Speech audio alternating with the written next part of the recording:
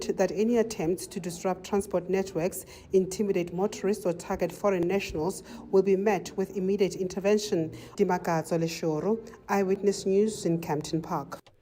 Johannesburg Mayor Dada Morero is defending a more than 10 billion rand wage increase for council employees.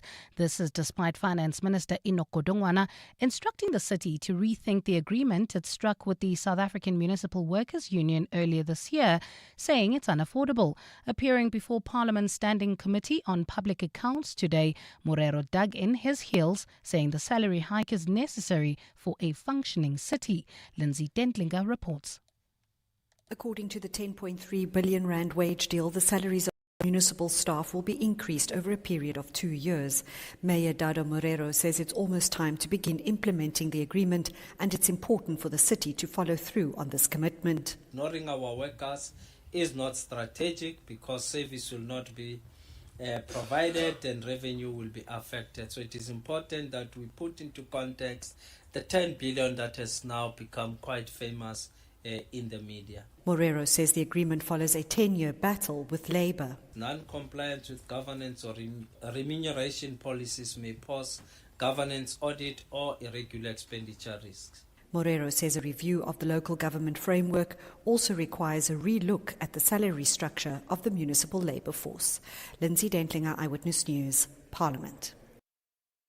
The legal team of EFF leader Julius Malema is seeking to re-enroll his defamation case against Patriotic Alliance Deputy President Kenny Kunene.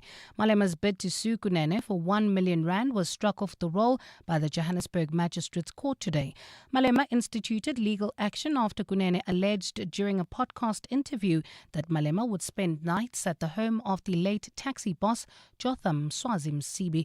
Msibi's name has featured prominently at the Madlanga Commission of Inquiry, where testimony has suggested he was a major organized crime figure. Alfara Mushwana reports. Over the past few months, Julius Malema has been named for having close links to controversial businessmen, including Zeng Nxumalo, Joe Ferrari Sibanyoni, and the late Jotham Msibi. However, Malema has never denied being friends with any of them. Instead, says being friends with dodgy characters doesn't make him one of them. Johannesburg Transport MMC Kenny Kunene claimed that Malema once gifted Msibi an expensive whiskey and gave him 80,000 rand in cash.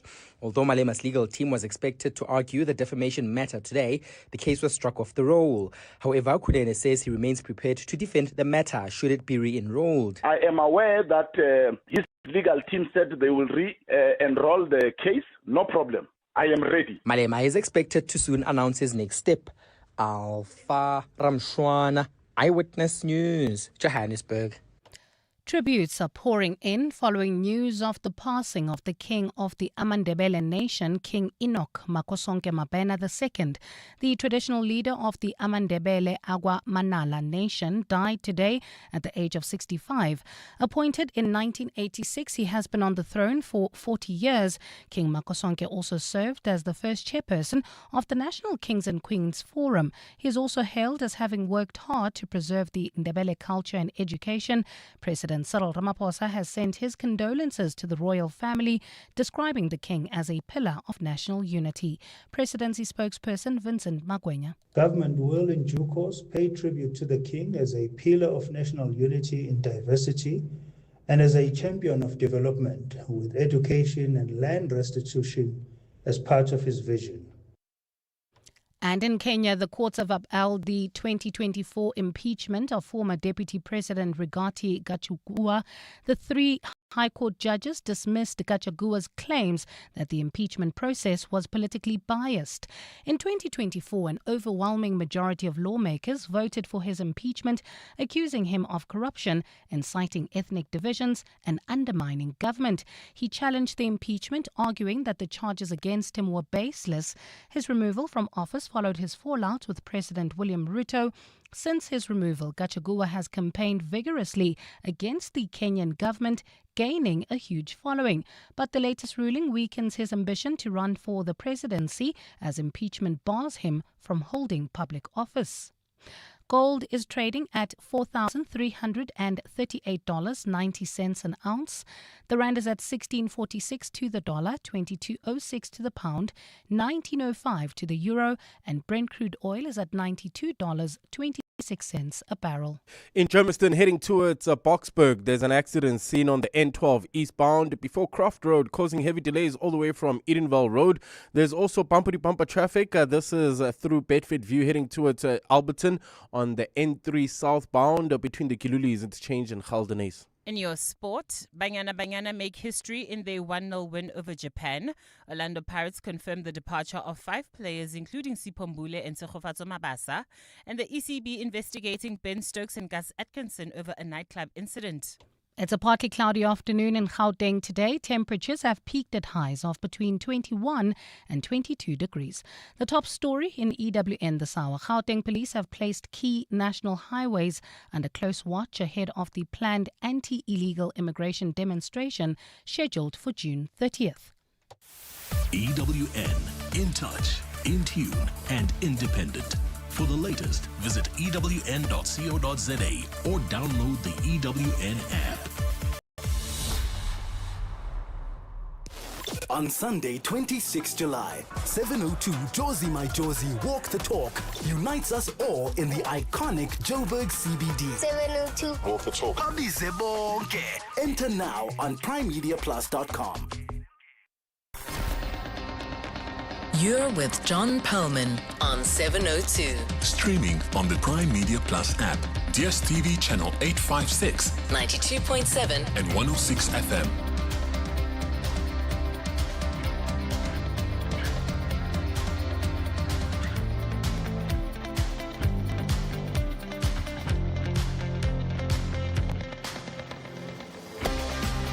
Very good afternoon, everyone. It's 9 minutes past 3 on Tuesday, the 9th of June. This is 702 Drive with me, John Perlman. Wherever you are listening to us in 702 land, welcome to the show. Hope your week is off to a good start. The top referee in Africa has been prevented from refereeing at the FIFA World Cup. US border officials stopped Omar Artan from Somalia at the Miami airport, and that, for him, was that. He would have been the first Somali to referee a game in the tournament. I had the right papers and everything, he told the New York Times, and he went on to say, I'm just simply a referee who's trying to live his dream, the biggest dream of my life, to come to the World Cup. We'll do more on that story a little later in the show. Objections from FIFA? Nope. Indignation from the Confederation of African Football, CAF? Not so far. We've asked them to come on the show. So far, nothing either. More on this story later. We'll bring you whatever we can. General Feroz Khan and his influence in the world of politics is front and center today after details have emerged from an affidavit presented by a senior Madlanga Commission investigator. It's something that General Nhlanhla Mkhwanazi raised last year in Parliament when all of this inquiry actually began. This is an indication of the influence and access that General Khan has in politicians. So he bragged about it when he told me. To what extent, I did not know. But as you receive information and you get to realize that this man, he is indeed connected to many politicians. I said the lead of EFF, for the first time for me to sit with him, is because it's Khan that took me to go and meet with him. Karen Moore has been looking at that story, combing through the affidavit. She joins us after 5 o'clock from News 24.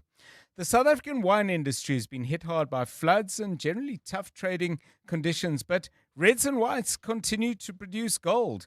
The Investec Wine Trophy Wine Show is a highlight of the wine calendar, and the judging is now complete. Chief Judge Michael Fridjon joins us with his take on all the tasting and what they found at 10 to 4. And for music today, you know those songs that as you listen to them, you think, hang on a bit, that's actually from another famous song like this.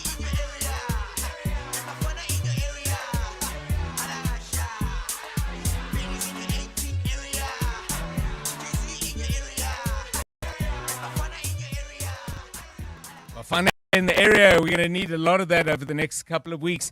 TKZ there sampling the opening from the song The Final Countdown. So what's your favorite song where sampling is used, where something is taken out of another song and weaved in? There's some absolutely brilliant examples. We'll play some more of those through you in the course of the afternoon. But yours, please, to 072 0702-1702. On the markets, the JSE is doing better today, up by 930 points, with the financial index doing particularly well, up by 1.45%. Tiger Brands that's from yesterday. Capitec is up by 2.9%, Discovery by 2.8%, and Momentum has gained 2.5%. On the downside, Karoo has lost 4.8%. The Foschini Group has given back yesterday's gains, down by 3.3%. Rand trading at 16 Rand 45 against the dollar. A euro will cost you 19 Rand and 4 cents, and 22 Rand and 5 cents will get you a pound. Nice bump in the gold price, up by $13.04. Platinum doing even better, a big bump, up by $32.60. The oil price today, Brent crude trading at $92.68 a barrel. Stephen Critters joining us with all the market news at 4:25. We'll have sport with Tolakele Mganga. Karabo Chali is keeping an eye on the roads for you. The traffic news in a moment. And Mbali Dlamini is back at 3:30 with the very latest news headlines. This is 702 Drive. We are live in the place where you live, wherever that might be on the planet. Most of our listeners in Gauteng, but we have listeners all over South Africa and many who are in other parts of the world as well. If it's happening in 702 land and beyond, we'll do our best to bring it to you as quickly as we can. But if you know about it before we do, well, we could be even quicker with your help. Contact us on a breaking story on 072 702 1702 or give us a ring on 011 883 0702. This is 702 Drive. It's 14 minutes now past 3. 702. Let's walk the talk. So the World Cup is really front and center in so many people's minds. Very interesting piece on Reuters, the news agency, which points out a couple of interesting facts about brothers who are brothers and grew up kicking a ball wherever it is that brothers kick a ball, in the backyard or in the street or the local park. But they're playing in the World Cup. The interesting thing, though, is they are playing for different countries. So Desir Doué, who many of you will know as one of the stars of the all-conquering Paris Saint-Germain team, Desir Doué plays for France. His brother Guela plays for the Ivory Coast because that's where their family comes from. Then there are the Williams brothers. Again, one of them playing for one of the World Cup favourites. Nico, a player of the match when Spain beat England in the European Championship final 2 years ago, and another star, both born in the Basque country in Spain, but his brother Inaki will be playing for Ghana. And then there are the half-brothers, Derek Lucassen and his half-brother Brian Brobby. Brian Brobby will be playing for the Netherlands, but his brother will actually be playing for Ghana as well. And there are others as well, which really got me wondering about this very simple question. Sibling rivalry. It doesn't have to be around sport. It doesn't have to be around anything to do with athletic endeavor at all. It may just be rivalry for affection, rivalry for romance. There's so many ways in which we can be competitive. Sibling rivalry, if you have a story, please share it with us on 072 702 1702 and 011 883 0702. Let's get your comments, please. Ketem Kize joins us, producing the show today with Tidiso Twala. Sibling rivalry, was that part of your growing up? Good afternoon to you. Good afternoon, John and 702 lenders. Definitely, a brother of mine, well, I call him my brother, but our mothers were sisters, but we lived together. And in primary school, throughout primary school, we were competing academically. We were in different classes, so he used to come out first in his class, and I came first in my class. Right. And there was a point when we got together in the same class, and we were fighting for that first position. It was a healthy one, but yeah. Yeah, that sounds great. I mean, that's definitely each of you pushing each other in a positive direction. Karabo Chali, did you have anything like this in your life? Yeah, I have 4 sisters, but one of my greatest rivals was my older sister, who was 7 years older than me. I don't know why my parents did this to me, but then they put us in one bedroom, so we shared a bedroom, 2 different beds. So I had my side of the room, Yes. and she had her side of the room, and it came very competitive when it came to the wardrobe, the closet, because I wanted my things to be in a particular way. She wanted her things in a particular way, and it was always a fight on sharing the wardrobe. So, I mean, I've heard of sibling battles, but closet space is a new Closet one. space I had was no a idea. big one. Even the This posters. could be so fierce. Even the posters, like when I used to put my posters, and if there's if I put my posters on her half of the room, she would lose it. Yeah, okay. I never had to fight for closet space, mainly because most of my stuff was always on the floor. Very untidy kid me. Sibling rivalry, your story, please, on 011 883 0702 072 702 1702. It's 18 minutes past 3. EWN Traffic. This EWN Traffic is brought to you by GWM, class-leading vehicles that help you navigate your journey. Karabo, how are we looking? Yes, John. Well, at this stage in Ekurhuleni, there's an accident scene in Germiston heading towards Boksburg. That's the N12 eastbound before Croft Road, causing heavy delays all the way from Edenvale Road, while in Kempton Park. Also, accident scene on the R21 southbound. That's just after Atlas Road, also causing about a 30-minute delay. So if you are heading towards OR Tambo International Airport, that's coming from the Pretoria area, please allow for extra traveling time. There's also traffic lights still not working. That's in four ways at Winnie Mandela Drive and Monte Cassino Boulevard, as well as in Kyalami at the R55 and Kenilworth. If you come across any other traffic issues, kindly WhatsApp us on 072 702 1702. There's more EWN on air, online, and on the EWN app. Another fuel hike means more adjustments, like using every loyalty point just to get by. Okay, use the points first, then this voucher. Wait, I have a coupon on my app for the bread. And then I'll swipe the remaining R2, please. Don't let the fuel hikes restrict you. Get 5,000 Rand for fuel when you buy any GWM vehicle this month. Visit your nearest dealership or go to gwm.co.za to book a test drive. T's and C's apply. GWM. Go with more. Clement Maniatella. Weekday mornings, 9 to 12. 9 to 12. Why did the ANC take this decision to appoint Dada Morero as the local government intervention convener for Gauteng? Because he has really showed up for Joburg. Do you have any examples, Mahlengi, of the great work that he's done? There are so many. Why did the president then express such disappointment? The president expressed what the president expressed. Are you aware that Treasury wrote a letter to the city of Johannesburg complaining about severe financial distress? Are you aware that they also flagged non-compliance with the Municipal Finance Management Act? I'm very much aware of that, and I don't think that can be apportioned to the Damre alone. Mahlengi Beng, who speaks on behalf of the African National Congress. Clements Maniatella. 9 to 12 on 702.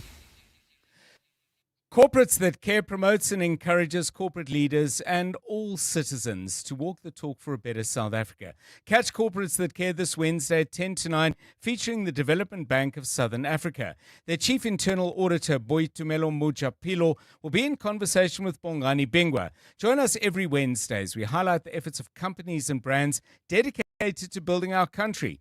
Corporates That Care is a Prime Media Cares initiative with 702 and Prime Media Outdoor. 702, let's walk the talk and make a difference together. In fitness, as in finance, endurance is key. If you're 55 and older, you can get an interest rate of up to 10.25% with a Nedbank Electronic Optimum Plus account. Now, feel the earn. Invest within 2 minutes on the Money app and get money fit with Nedbank. See money differently. Nedbank, we're a licensed FSP and registered credit provider. T's and C's apply. For more info, go to nedbank.co.za. You know when your people are giving their best, not because they're pushed or pressured, but because they feel supported. And support is making sure they're covered. So if something happens, they can get the care they need. FlexiCare Health Insurance makes it simple for every business to protect their people with affordable health cover. You care, we cover. For a tailored FlexiCare quote, speak to your financial advisor today. FlexiCare is underwritten by ANG, a licensed non-life insurer and FSP, and administered by Discovery Health, a licensed FSP. You're with John Perlman on 702. Let's walk the talk. 702 Drive, sibling rivalry. Christina sends us this younger sister, mother's favorite of 5 children. She wanted my favorite teacup. My mother said, hand it over.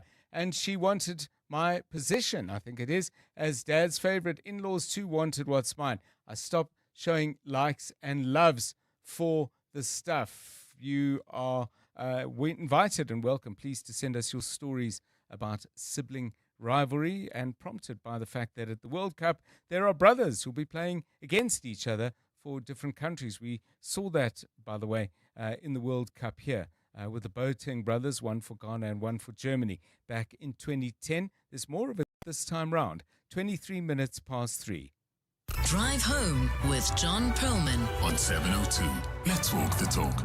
Right, let's focus our attention now on the Madlanga Commission of Inquiry. Today we have a witness partially in camera, and to first of all explain how that works, but secondly and crucially to tell us why they're on the stand. Tabiso Goba, a very good afternoon to you. Partially in camera, how does that work? Good afternoon, John. So the witness is not testifying physically at the Madlanga Commission. He's testifying from obviously an undisclosed location. He's testifying virtually. We're not showing his face, or they're not showing his face, and only his voice is audible. The witness did make an application to testify partially in camera, and he advanced 2 reasons for that. The first one was that he had a medical condition and he wasn't very comfortable with showing his face. But then the second one was that he believes that his witness testimony, if his face is out there, the people he might implicate, that might put him in danger. So he also fears for his safety. And in terms of what he's talking about, once again, we're looking at what happened with the major drug bust in the Ayrton area of Johannesburg. Many questions being asked of virtually everybody, actually, about the way in which the site was handled. What exactly is this witness focusing on? So we're calling him Witness I because his identity hasn't been revealed. But Witness I is a Hawks officer. He works for the Hawks. So at the time in 2021, July 2021, that's when the drug bust happened here in Ayrton, south of Johannesburg, where about over 700 kilograms of cocaine with an estimated street value of about 300 million rand were confiscated by police. Now, we've been talking about this the entire week, about how this entire case was bungled and how there were some officers that were arrested because there were allegations that they tried to steal the drugs from the crime scene. Now, at the time, Witness I, who's currently testifying, he was the team leader of SANEB. SANEB is a division within the Hawks. It's the South African Narcotics Enforcement Bureau. So basically, they deal with drugs and drug seizures. As the team leader, Mr. Witness I, he said that when he got to the scene was never handed to him. And you remember, John, he is one of the people who was actually supposed to be on the scene. We've spoken a lot about people who are not supposed to be on the scene. Witness I was actually supposed to be there on the scene as the team leader of this Narcotics Enforcement Bureau.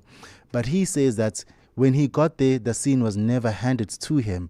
And he accused the people, the generals that were there, of pulling rank over him. So the generals that were there, we know it's Major General Feroz Khan. He's the crime intelligence deputy head. The lady for IPED who testified earlier today said that as a crime intelligence officer, Major Feroz Khan was not supposed to be there because crime intelligence is not necessarily operational. They deal again with just collecting intelligence. They're not necessarily on the scene. So that was the first general that Witness I said he pulled rank over me and didn't want to hand over the scene to me as the team leader of the Narcotics Enforcement Bureau. And then the second Major General who was there was the Gauteng Hawks head Ibrahim Kadwa.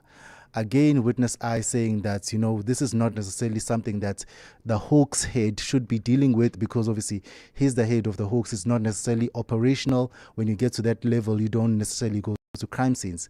Again, saying that Mr. Ibrahim Kadwa refused to hand over the scene to him and pulled rank over him. He's just started, John, but what we've gotten from him is that he believes that there was something improper about how the scene was handled and how they refused for him to do his job and handle the scene, again, as the team leader of this Narcotics Enforcement Bureau. Boy, it's layer upon layer of, what do you describe it as? Deliberate messing up of scenes, or just incompetence that appears to be at least one or two strands in the DNA of the South African Police Service. More about the Madlanga Commission of Inquiry after 5. That was Tabiso Goba, our EWN colleague, who is following and tracking this story. 702 Drive, 27 minutes past 3.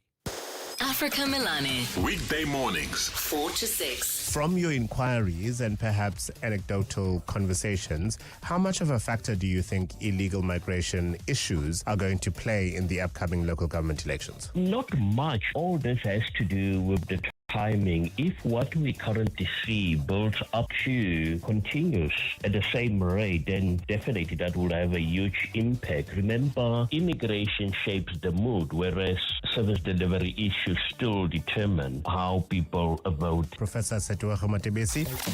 Africa Milani. 4 to 6 on 702.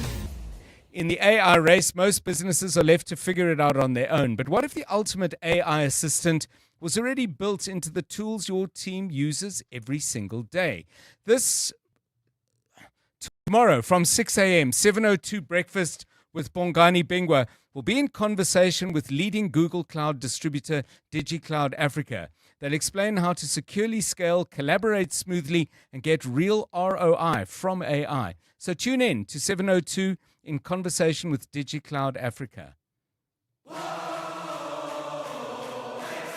The XXL Savings Championship is here. And with Checkers, everyone can save. Get deals like Coca-Cola Original Taste Less Sugar Soft Drink 1.5 litres, 3 for 49 Rand. Cape Point Frozen Platter Prawns 700 grams for 159.99. And Baby Soft 2-ply toilet rolls 9 per pack. Buy any 2 and get a third free. Save 97 Rand. Valid until 14 June. Only at Checkers. You know when your people are giving their best. Not because they're pushed or pressured, but because they feel supported. And support is making sure they're covered. So if something happens, they can get the care they need. FlexiCare Health Insurance makes it simple for every business to protect their people with affordable health cover. You care, we cover. For a tailored FlexiCare quote, speak to your financial advisor today. FlexiCare is underwritten by ANG, a licensed non-life insurer and FSP, and administered by Discovery Health, a licensed FSP.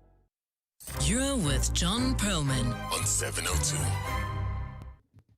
Right, let's focus our attention briefly on an important press conference given today by the Justice Ministry. They are talking about reshaping the structure of South Africa's high courts. Now, this is a conversation that has really been going on for a long time. But any specific proposals, anything that we can start benchmarking and putting a timetable to? Mongezi Koko, EWN reporter, was there taking a closer look. Mongezi, good afternoon to you. Main features of the new plans, anything that stood out for you? Good afternoon. A very good afternoon to you, Dr. John. I do see we're running out of time, but I must stress that the Justice Minister has highlighted a deadline of the 1st of July. Now, she's also made that all-important point that some people in rural South Africa are facing challenges with accessing some of the judicial services, including high courts. So this briefing was mainly to outline that a number of the changes that will be implemented are to the High Court and its structures, bringing in more seats and more judges to oversee matters within these isolated communities. Some examples that were given were that of Welkom, Rustenburg, Palm Ridge here in Johannesburg, Uppington and Tembeletu in the Western Cape, where people will be able to access magistrates' court, but for their high court sitting matters. Now, she also briefly touched on the xenophobic attacks that are taking place, and in this, she mentioned that there will be a court established at the OR Tambo International Airport or around that vicinity to primarily deal with issues of immigration. A very brief briefing, however, it highlighted some of the very important conversations that have been taking place over the past 30 years. Thanks very much, Mongezi Koko, with the very latest on that. More in the bulletin still to come. It's 29 minutes to 4. And speaking of bulletins, I beg your pardon, Mbali Dlamini, ready with the very latest. Good afternoon. Thanks, John. Good afternoon. Let's begin with news just in. It's back to square one in the bail application of SAPS Forensic Unit Captain Lawrence Makgotlwe. It comes after a decision was taken in the Pretoria Magistrates Court this afternoon that Makgotlwe actually faces a Schedule 5 offence as opposed to a Schedule 1. This means the onus is now on Makgotlwe to prove that his release on bail would be in the interest of justice. Makgotlwe is accused of tampering with ballistic evidence in 2 murder cases, including the killings of Armand Swart and Oupa Sifuka, popularly known as DJ Sambodi. The state's case against him came under scrutiny today when Magistrate J.C. Kruger questioned the wording of one of the charges. As your charge sheet reads here, count that he's facing is accessory after the fact to murder. That is not an offence. The offence is murder. Lead prosecutor Velile Makasana then accepted that the charge may have to be treated as a Schedule 5 offence. No, in as far as it affects a Schedule worship, then if the court is of the view that it should have been Schedule 5, then I'll accept that. The next witness at the Madlanga Commission is testifying behind closed doors with only their voice audible. The witness's identity has been withheld and will be known as Witness I. Witness I is a Hawks officer and will be testifying on the July 2021 drug bust where police confiscated cocaine worth about 300 million rand from a truck in Ayrton in the south of Johannesburg. Witness I told the Madlanga Commission he has a medical condition and is not comfortable appearing on camera. Meanwhile, earlier today, IPID's Assistant Director of Investigations, Zelda Maposho, was accused of making up facts and illogical conclusions at the Madlanga Commission. In 2021, Maposho investigated a complaint by 3 law enforcement officials who opened a case after they were arrested on suspicion of trying to steal the drugs from the 2021 Ayrton crime scene. Maposho's investigation found in favor of the complainants in that matter. Tabiso Koba reports. In her final report, IPID's Assistant Director of Investigations, Zelda Maposho, found the complainants were prevented from doing their work after they were arrested. Maposho says if the complainants were not arrested, they would have had an opportunity to inspect 2 other containers suspected of carrying drugs. However, Co-Commissioner Sibaloyi challenged her on this, saying that there's no one she interviewed who suggested there were 2 other containers. The dog unit was going to search not only the container that was there, but also the whole area. No, but you can't make up facts. You can't say we don't know whether and then draw conclusions from that. Maposho's final report says the people who arrested the complainants were guilty of defeating the ends of justice. Tabiso Koba, Eyewitness News. And in the Philippines, the death toll following a major earthquake that collapsed buildings and it has increased to 41. Thousands remain displaced and more than 450 people injured following the magnitude 7.8 quake. It struck off the southern island of Mindanao yesterday. Infrastructure damage means some communities will remain cut off from assistance for at least a week. The earthquake saw thousands of people ordered to evacuate in coastal areas of the southern Philippines and neighboring Indonesia as tsunami warnings were also issued. It's a partly cloudy afternoon in Gauteng today. Temperatures have peaked at highs of between 21 and 22 degrees. Kempton Park, expect more than an hour delay. This is on the R21 southbound near Atlas Road. This is due to an earlier accident, so avoid that route if you're heading towards OR Tambo International Airport coming from Pretoria. Also in Germiston, accident scene on the N12 eastbound. That's before Croft Road, causing huge delays all the way from Edenvale Road. The top story in EWN, it's back to square one in the bail application of SAPS Forensic Unit Captain Lawrence Makgotlwe. Bongani Bingwa, 702 Breakfast. Weekday mornings, 6 to 9. Where do you keep your important documents? Your kids' birth certificates, your marriage certificate, your will?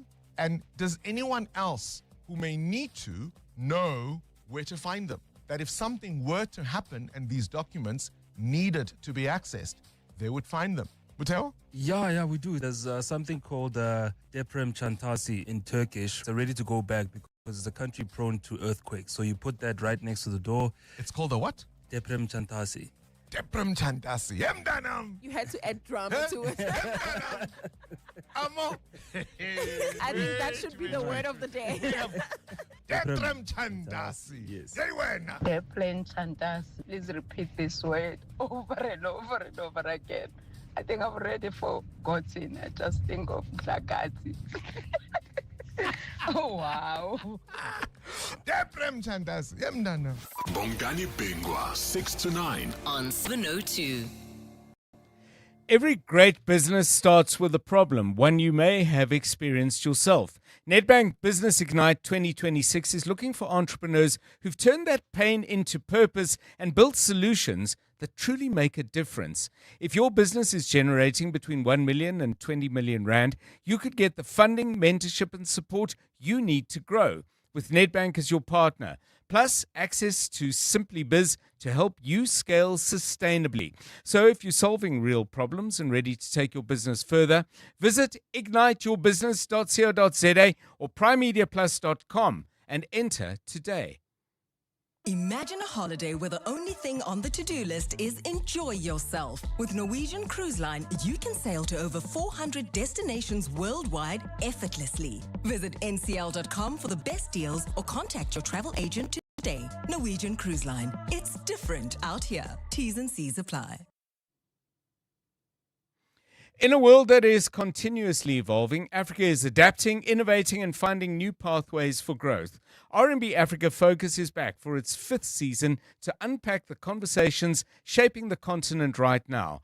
Every week on 702, award-winning journalist Crystal Alderson takes a closer look at influential economies and emerging opportunities across Africa with insights from R&B experts and regional voices. Catch R&B Africa Focus Thursday on 702 Breakfast with Bongani Bingwa. Make sure you watch the in-depth video series with episodes released weekly on Prime Media Plus.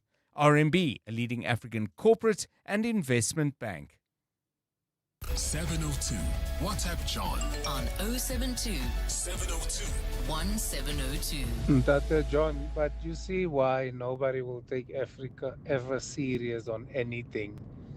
You know, we just do not have leaders on this continent, whether sports, business, politics, you name it. I mean, Trump just insults us. Even Barack Obama insulted us at one point with the chicken parts that he forced down our throats that we didn't want to buy. So let's also not just limit it to Trump. Others are just a little bit more, I don't know if I must say respectful in how they disrespect us.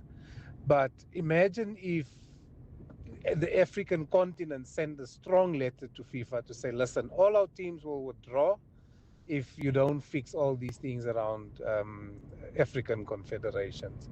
But we don't have that type of visionary leadership. It's like, yeah, it must be apartheid or, I don't know, colonialism or imperialism again, because these guys are eating with these people that are ill-treating us, pan in Brakpan. Yeah, I think there are many, many important points being raised in that message, and thank you for that. This in response to the news that the top referee on the African continent, he won that award this year, Omar Abdul Kadir Artan, was turned away at the Miami airport. He was supposed to be refereeing at the FIFA World Cup. Now, he was selected ages ago. Before this had to be any kind of showdown, surely CAF should have been negotiating with FIFA and saying, please, we know that Somalia is subject to a US travel ban, but exceptions are made. This man must be allowed to come in and referee. And he was turned away at the border. He put out a very dignified statement saying he appreciated all the support. But he's given a very, very powerful interview to the New York Times, to Matthew Bigg, who is their correspondent in East Africa, based in Nairobi. Listen to just some of the things he said. I think this is absolutely heartbreaking. I'm very, very disappointed, Artan said. I'm just simply a referee who's trying to live his dream, the biggest dream of my life, to come to the World Cup.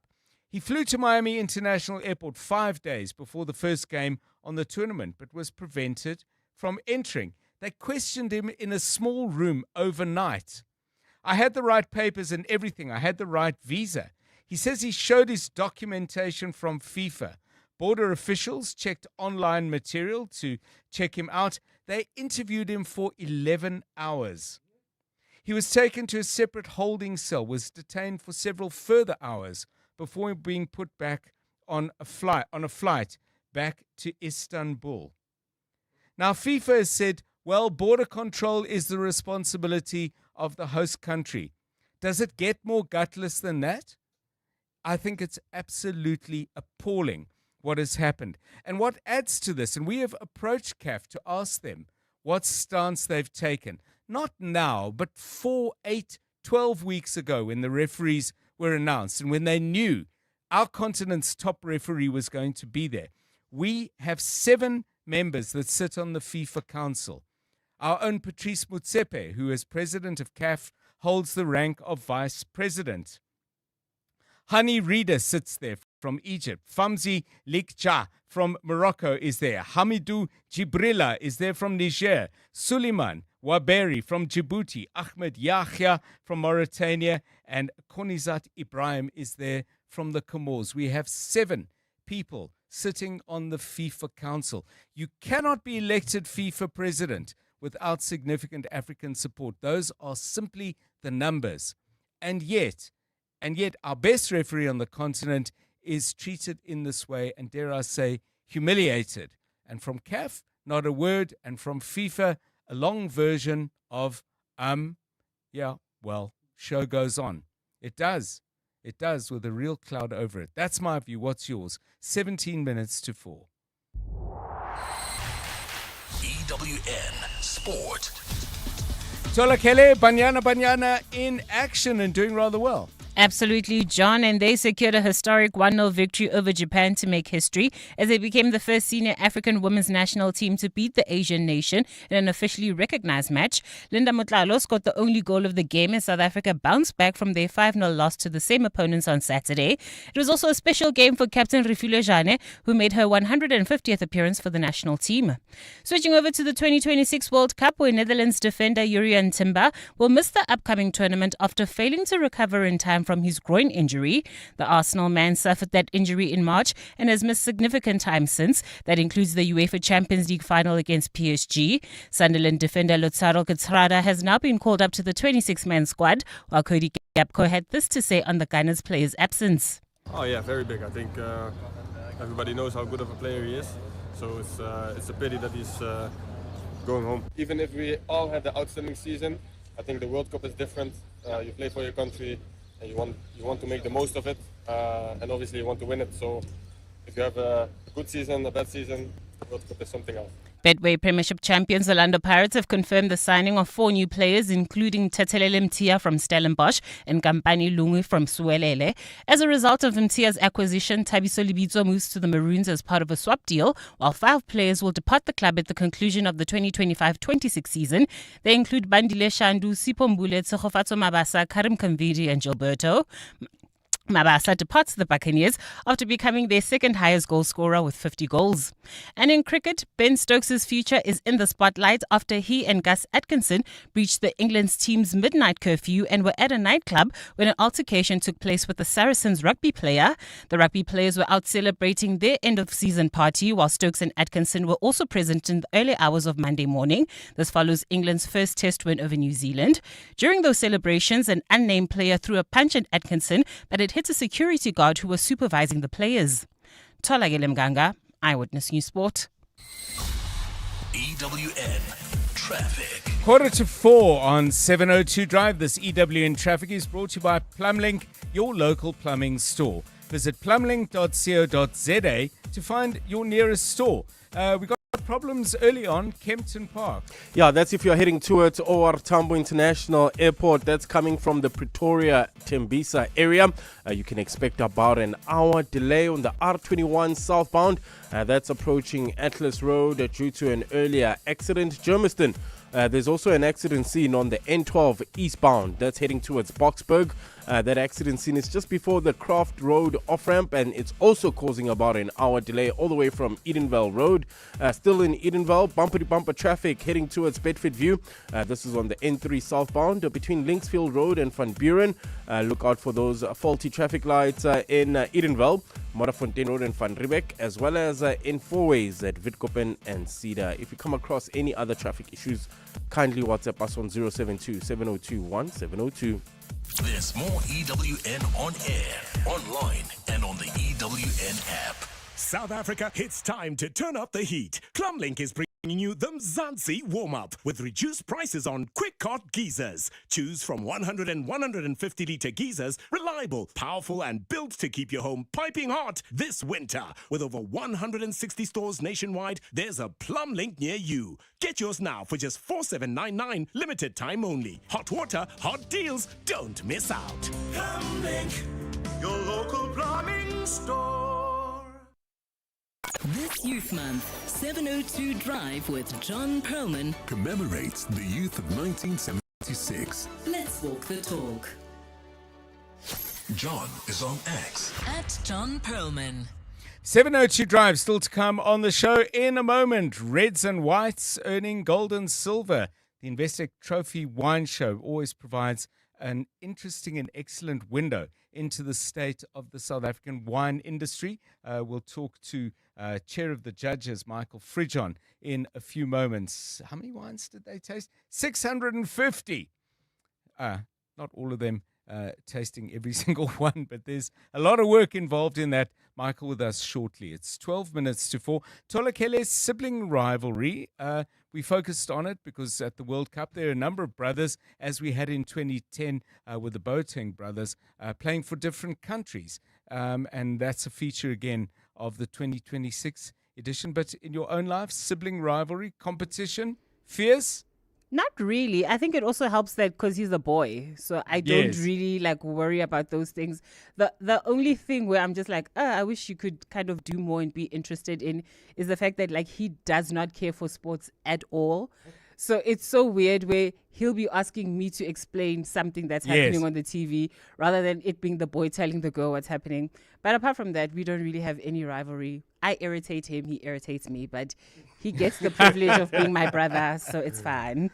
Okay, your sibling rivalry stories, please. This is a fascinating one from Muhlomi. Tolakele, you might enjoy this. This is a football story.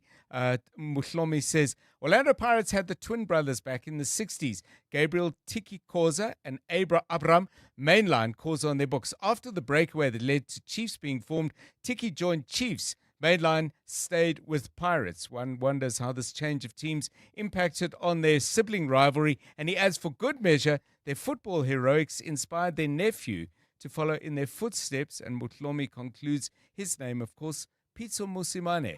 Lovely bit of football history. I get it from time to time from Mutlomi, and it's always welcome. Thank you for that. Aubrey Masango. Weekday evenings, 8 to midnight. The president invited us to a family meeting, and I agree with him that more stringent measures against employers who continue to attract cheap, exploited labor from other parts of the continent, those people should be held seriously responsible. You, Baba, you broke the law. You employed a foreign national in your house. Yeah, now we're saying you're in trouble because of that problem. Will you be facing the same music? Aubrey Masango. 8 to midnight on 702. 702. This Tuesday, you have a chance to win a massive estimated 143 million rand total Powerball jackpot. That's 18 million rand for Powerball and 125 million rand for Powerball Extra. That is life-changing money that could be yours instantly. Catch the live draw tonight at 9 p.m. You could be SA's next multi-millionaire. The National Lottery. More plays, more chances, more millions. Players must be 18 years or older. Play responsibly. The National Lottery is officially operated by Sizek Kaya. Day 42 in my new kitchen. I'm currently staring at the seamless handle profiles and integrated LED lighting of this masterpiece of modern architecture. My husband thinks I'm making a sandwich, but I'm just running my hands along the porcelain countertops for the 10th time today. I've even started speaking exclusively in a British accent to match the opulence. For a bespoke culinary space, visit Moremi Kitchens today at moremikitchens.co.za. Your boss noticed. Your ex noticed. The neighbors definitely noticed. Because some cars say, I rented a car, and some cars say, I rented the car.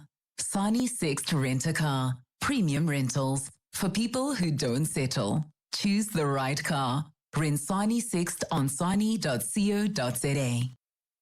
What if the problem you face became the business that changed everything? That's what Nedbank Business Ignite on 702 is all about. With this year's theme, My Pain, My Purpose, My Solution. We're calling on small businesses that turned real challenges into powerful ideas. You could win 200,000 Rand in cash, plus mentorship, business support, and tools to help you grow sustainably. Enter the Nedbank Business Ignite on 702 now at primemediaplus.com, or you can go to igniteyourbusiness.co.za. See money differently. Nedbank, an authorized FSP and registered credit provider. T's and C's apply. Drive home with John Perlman on 702. Let's walk the talk. Well, for 25 years now, we've had in South Africa something called the Trophy Wine Show. I have to say it's something that I really look forward to this year, as in years past. It's sponsored by Investec, and they've just come out with the results.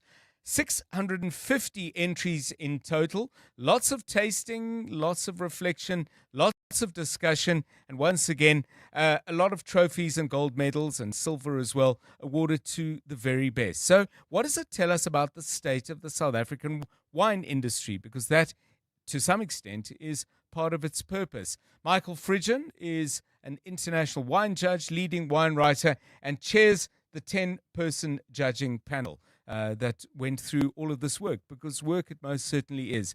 Michael Fridgen, welcome, and thanks very much for giving us your time. The class of 2026, I know there would be wines from other years, but just referring to this judging year, how did they rate compared to previous years? It was a very good year. You know, sometimes I think, especially after judging, you are either very disappointed because the crop of medals is low, and you wonder whether you were too rigorous in the cut-offs between bronze, silver, and gold. Sometimes you know you weren't, you just know the wines weren't there. This year, we kept feeling we were being too generous, in the sense that the medals were coming in and the wines were fabulous.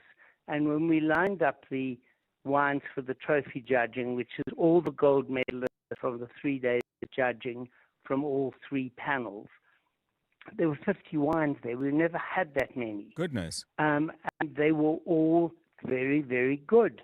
They really were exceptional. And I think what led to the extra numbers is a combination of the industry is definitely just getting so much better. It's hard to find junk, is the polite way of putting it. But the other reason I think it was so good is that every cylinder was firing. So in every category, from Rhone blend to Cape blend to Bordeaux blend, niche white, niche red, there was one that was of gold medal quality, and that was really exciting.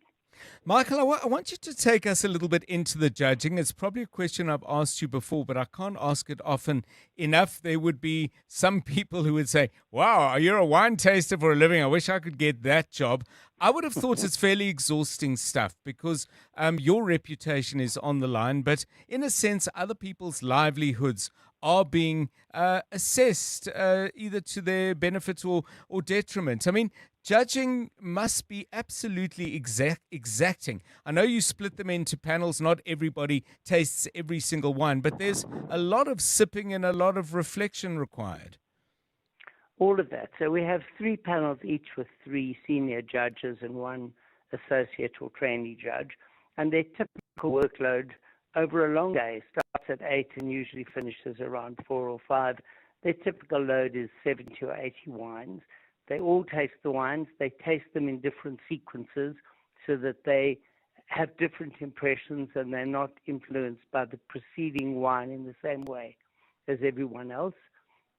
They write their scores. They discuss the wines with each other. They determine whether it's a no score, bronze, silver, or gold. If somebody's given it a bronze and somebody's given it a gold, there's a lot of argument. If the argument isn't resolved at the panel, that's one of my jobs, is to mediate or simply say that's what it is. So there's a lot of discussion, which means every wine gets the fairest of chances.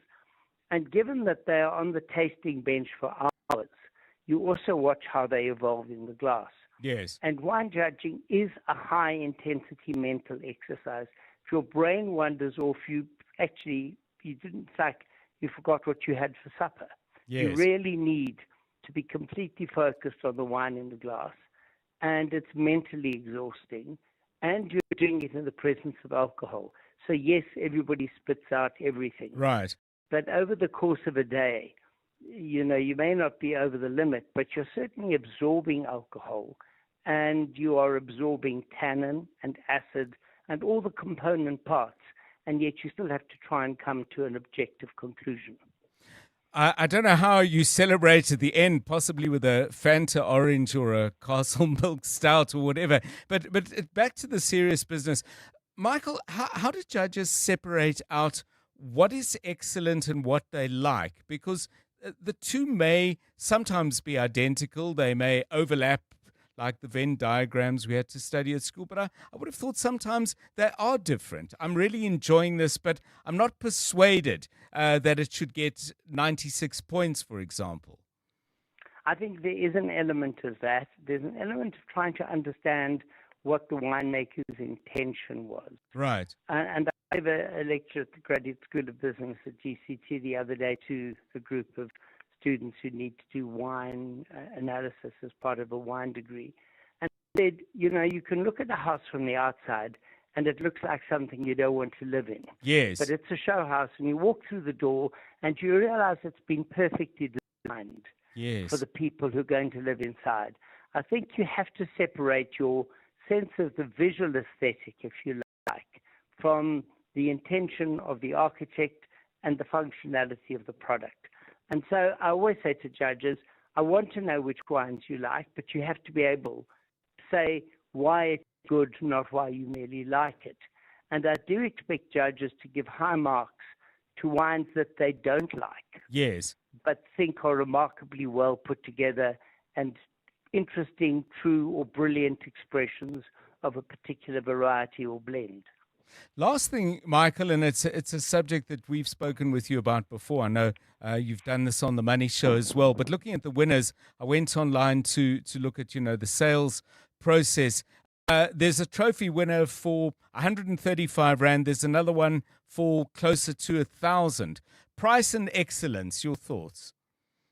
Well, firstly, the judges know nothing about the price of what's on the tasting bench, Right. which in itself is quite interesting. There is often an inverse relationship between price and score, because price is often used by the marketing department as a proxy for quality, thinking that people are a little uncertain about what they should be drinking. They think if we make it expensive enough, you'll get a bit of post-purchase justification driving the process. But it is true that low-volume, prestigious products are entitled to demand a higher price, and in many cases the price is supported by enough people chasing it relative to the volume available. But you can also have fabulous wines like that Shiraz at 135 Rand a bottle that won the class against several other gold medalists. So it wasn't a fluke at the primary judging, and is just a very well-made wine for a very affordable price. Thank you so much, Michael Fridgen, International Wine Judge, leading wine writer and chair of the Investec Trophy Wine Show Competition. Very, very interesting stuff indeed. Yeah, I always enjoy chatting to Michael, not just about the competition, but what it tells us about the state of a very important South African industry. It's 4:00.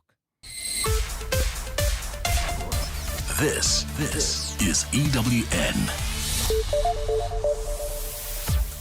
Forensic Unit Captain Lawrence Mahotwe dealt a legal blow, and major highways under watch ahead of June 30 protest.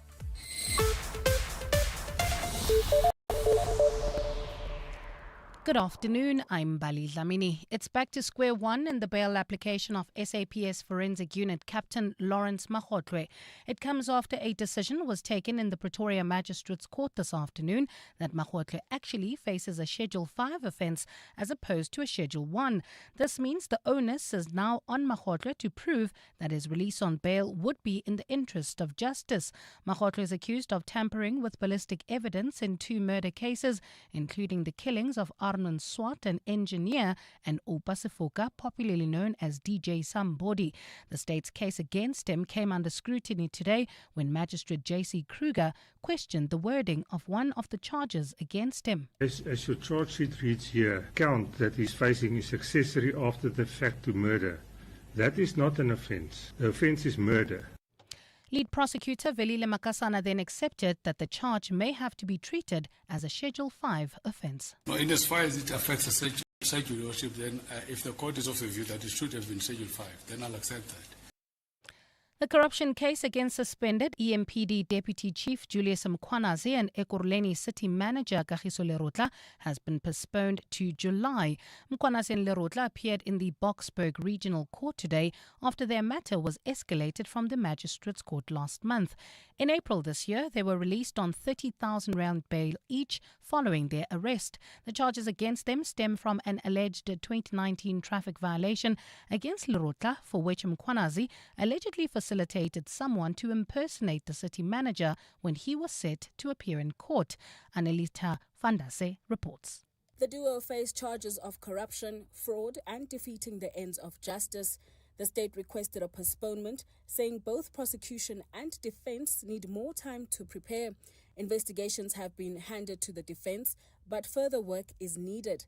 Items seized during the probe are also set to be returned to the accused. Lekgotla, with Mkhwanazi's alleged help, is accused of paying 400,000 rand for an impersonator to appear in court on his behalf in 2019 over a traffic violation.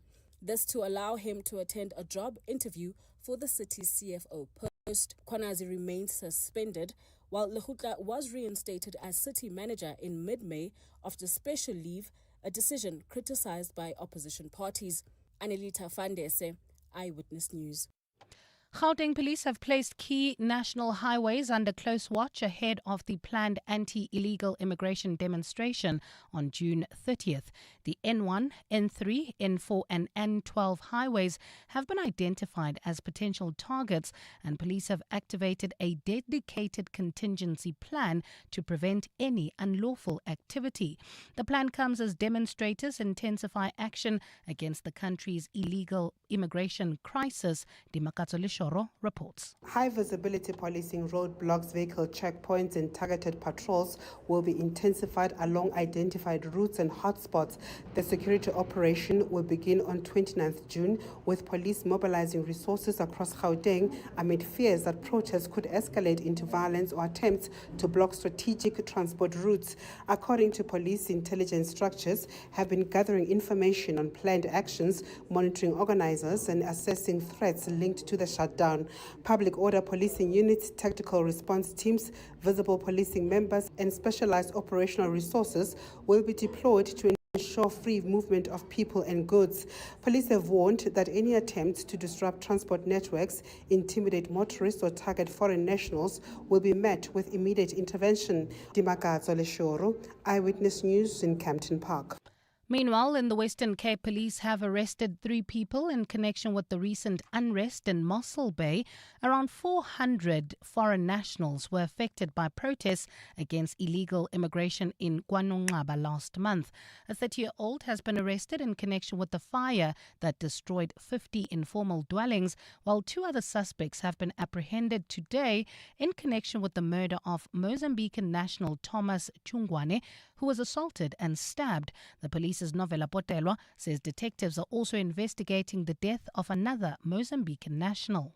The suspects were arrested by detectives who are investigating the murders of 2 Mozambican nationals, as well as public violence incidents, with investigations progressing. Further arrests are expected. While in India, doctors and drug distributors say the low supply of cancer drugs is a growing concern. Experts estimate that at least a quarter of the country's chemotherapy patients have been prescribed platinum-based drugs. These are drugs used to treat many types of cancers, including lung, breast, ovarian, and testicular. Reuters is reporting that drug makers are unable to pass on higher costs as the government continues to cap the prices of the medicine, even though they have sought an increase of roughly 50% in the price caps. Gold is trading at $4,338.90 an ounce. The rand is at 16.46 to the dollar, 22.06 to the pound, 19.05 to the euro, and Brent crude oil is at $92.26 a barrel. Erasmus Klue of Pretoria, there's an accident scene heading towards Centurion. That's on the N1 southbound near Rigel Avenue, causing major delays all the way from Garsfontein Road. In Kempton Park, also expect about an hour delay heading towards OR Tambo International Airport. That's on the R21 southbound approaching Atlas Road due to an earlier accident. In your sport, Banyana make history in their 1-0 win over Japan. Orlando Pirates confirmed the departure of 5 players, including Sipho Mbule and Sekgofatso Mabasa, and the ECB investigating Ben Stokes and Gus Atkinson over a nightclub incident.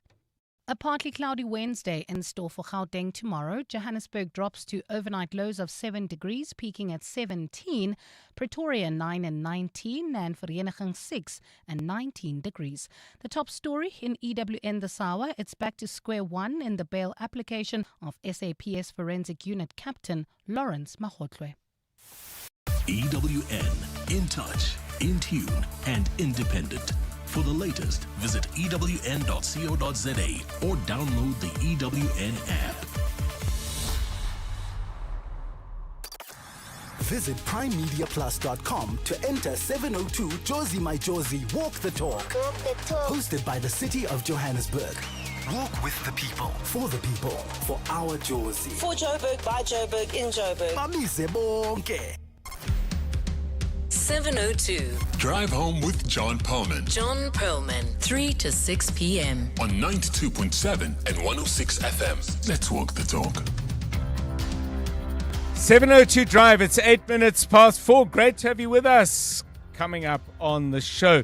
You know, in many of the protests and marches around illegal and undocumented migrants, one of the points that regularly gets made is the impact that these problems have on the growth of small business in South Africa. Informal traders are portrayed very strongly, and some would argue absolutely correctly, as negatively affected by this. But it's very interesting to hear what the informal traders, and certainly one of their major representative bodies, are saying about all of this.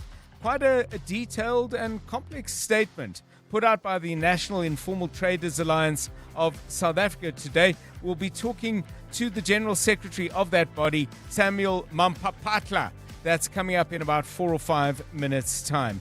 Later in the show, we'll focus on the Nigerian economy. That's in our weekly feature that we do with Crystal Alderson as part of the RMB Africa Focus. And then after 5, a quite startling affidavit that's been submitted, that has been submitted to the Madlanga Commission of Inquiry. Karen Moore, News 24 legal journalist, has been going through some of what's contained in that affidavit. She's my guest at 10 minutes past 5. Some of you have some strong views on the barring from the United States of Africa's top football referee. Really an alarming development, in my view, in the build-up to the World Cup. Alarming, first of all, that the referee himself was actually blocked from attending the World Cup. Omar Abdul Kadir Artan from Somalia, interrogated, he says, in an interview with the New York Times, for 11 hours at the Miami airport and eventually sent back on his way. But much more concerning for me is FIFA's in response, saying, well, you know, this isn't our thing. They could have done a lot in the build-up to the tournament, knowing that this crucial referee from the African continent was going to be part of football's greatest show, we are told. And they could have smoothed his way. And then silence to date, despite our requests for comment from CAF, the Confederation of African Football, the president of whom is also vice president of football, of FIFA, I beg your pardon, our own Patrice Motsepe. They're not making themselves available at all to give their side on the story. So we'll have to draw our own conclusions on that. Maybe you've got a view on that subject. Drop us a note on 072 702 1702, 11 minutes past 4. 702. WhatsApp John on 072 702 1702. I disagree with this guy. We have good leaders in Africa, but they are being sabotaged. The question is, who is sabotaging good leaders in Africa? Good afternoon, John. Good afternoon, listeners. I think America just does not care. They don't give a damn about anyone. A friend of mine was deported. Took voluntary deportation after 6 months of being detained for nothing, because a lady, an American lady, bumped his car from the back, and because they couldn't find anything they can pin on him as in charges, they just kept him there until he said, "Okay, guys, you don't want me here." He left and took voluntary deportation. He left 8 years ago, but he came in a short and a t-shirt coming back to South Africa. Left all his cars in the US, left everything, because America just does not care about foreigners, illegal or legal. Yeah, and just to share with you, by the way, just for the record, FIFA's statement. FIFA can confirm that match official Omar Abdul Kadir Artan will be unable to train and officiate at the FIFA World Cup 2026 after he was denied entry into the United States. FIFA is not involved in host country immigration processes, including visa adjudications, and has been informed by authorities that Mr. Artan's status will not be changed at present. Yeah, I mean, I don't know what difference later on would make. And finally, in line with previous FIFA events, a host government ultimately determines who receives a visa and who is admitted into their country. There were red flags around this from ages ago when the United States put Somalia on under a particular kind of travel ban. FIFA could have navigated, could have negotiated, and CAF and the 7 African dignitaries who sit on the FIFA Council should have pushed hard to make sure that happened. My view, yours please. It's 14 past 4. EWN Traffic. Right, the latest from the roads. Karabo Charlie, good afternoon to you. Afternoon, John. Well, at this stage in Pretoria, Erasmus Kloof, this is driving towards Centurion. There's an accident seen on the N1 southbound near Rigel Avenue, causing major delays all the way from Garsfontein Road. Kempton Park also expect about a 30-minute delay on the R21 southbound approaching Atlas Road. This is due to an earlier accident, so allow for extra traveling time if you are leaving Tembisa, Pretoria, heading towards OR Tambo International Airport. Germiston, also accident scene on the N12 eastbound before Croft Road, slowing down traffic. I understand that has been moved to the side of the highway, so traffic should be back to normal shortly. While in Edenville, this is heading towards Bedfordview, Germiston. There's bumper-to-bumper traffic. N3 southbound between Linksfield Road and Van Buren. If you come across any other traffic issues, kindly WhatsApp us on 072 702 1702. There's more EWN on air, online, and on the EWN app. 702 Afternoons with Relebohile Maboja. 1 to 3 p.m. We are at the point in tech where the business model is evolving into subscription-based versus owning. I heard somebody saying soon they're going to make us rent our own bodies. Yeah, I think that's very true. I remember back when I was in university, I mean, we all used to walk around with like little CDs which had a software in it, and it had that license key from Microsoft. You're right. Today you have to pay a 365 subscription for you to do that. And I think in my industry today, this is the biggest sort of pain point. Let's call it that. Managing Director of Spinnaker Support South Africa, Teko Mojaki. 702 Afternoons with Relebohile Maboja. Let's walk the talk. Corporates That Care promotes and encourages corporate leaders and all citizens to walk the talk for a better South Africa. Catch Corporates That Care this Wednesday at 10 to 9, featuring the Development Bank of Southern Africa. The Chief Internal Auditor, Boitumelo Mujapilo, will be in conversation with Bongani Bingwa. And join us every Wednesday as we highlight the efforts of companies and brands dedicated to building our country.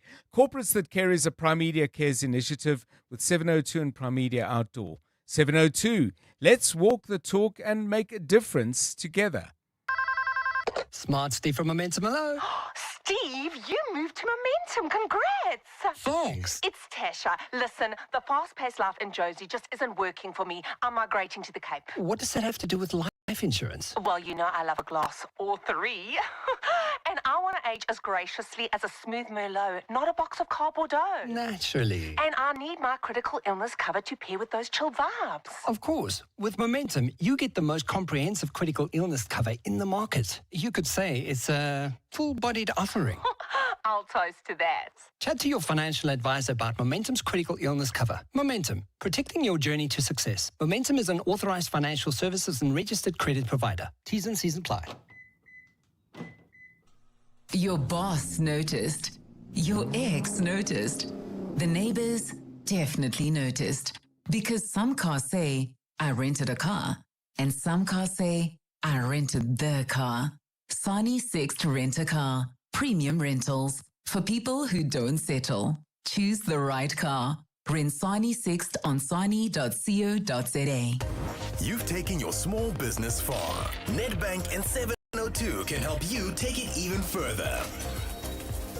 How important is it that a campaign like Nedbank Business Ignite recognizes not only entrepreneurs but people who solve problems? It is important because being an entrepreneur can be a lonely journey. You go through a lot of challenges, and when you do have those victories, there's no one to recognize you. This competition definitely does that. And what we're doing differently this year, we actually decided to touch base with our past winners to find out what they've done since winning the competition. I mean, my mind was blown in terms of what these guys have achieved. Nedbank Business Ignite with 702. Enter now on primemediaplus.com or igniteyourbusiness.co.za and you could win 200,000 Rand. T's and C's apply. See money differently. Nedbank, an authorized FSP and registered credit provider. This Youth Month, 702 Drive with John Perlman commemorates the youth of 1976. Let's walk the talk. John is on X. At John Perlman. Let's focus our attention then on what is a burning debate in our country's issues around illegal immigration, undocumented migrants in the country. And one of the themes that has come up in the conversation is the impact of all of this on small and informal business. Well, one of the organizations that speaks for that sector is the National Informal Traders Alliance of South Africa. They say they represent more than 2 million informal traders around the country, and they have issued a press release today setting out what they believe to be the key issues. Here to join us on this is Samuel Mampapatla, who is General Secretary of the organization NITASA. Mr. Mampapatla, welcome and thanks very much for giving us your time. In your statement, on the one hand, you condemn violence, threats, harassment and intimidation directed at foreign nationals. But you do, in the same document, say, and I quote, you acknowledge that many South Africans have legitimate concerns about illegal migration, pressure on public services, competition for economic opportunities and weaknesses in enforcement systems. You're saying, though, while balancing those two problems, that we're focusing in the wrong place and that there are other things that need addressing in the small business space. What are those key things that need addressing? Good afternoon to you. Good afternoon, John, and your listeners. Thanks for having us. When we are saying the South Africans are frustrated with all this unemployment and all those things, that is true. They are frustrated. But the other thing, when we talk about the focus, Actually, yes, the foreign nationals are is a problem, but it's not the root of our problems. Yes. They just added on our problem. The root of our problems is that we have the laws and the regulations which are not effectively implemented.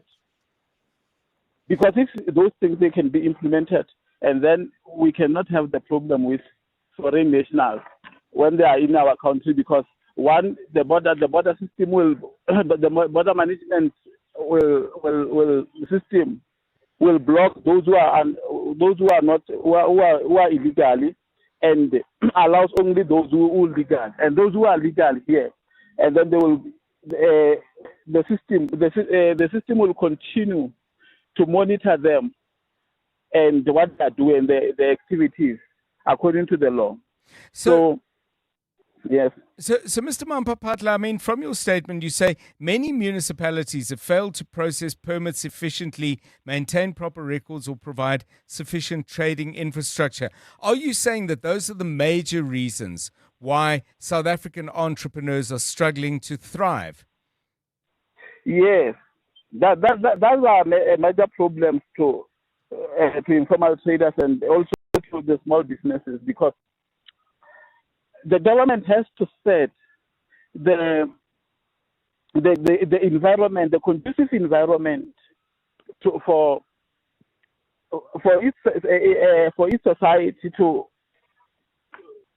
like informal traders to be able to trade, and if they don't give the permits and then all those things that they're supposed to do and then they don't do, meaning the people, they will trade illegally, even though they will trade with the legal things, but that it will be illegal. And at the end of the day, the government cannot be able to help those people, because they can't even know who is who and then who's doing what.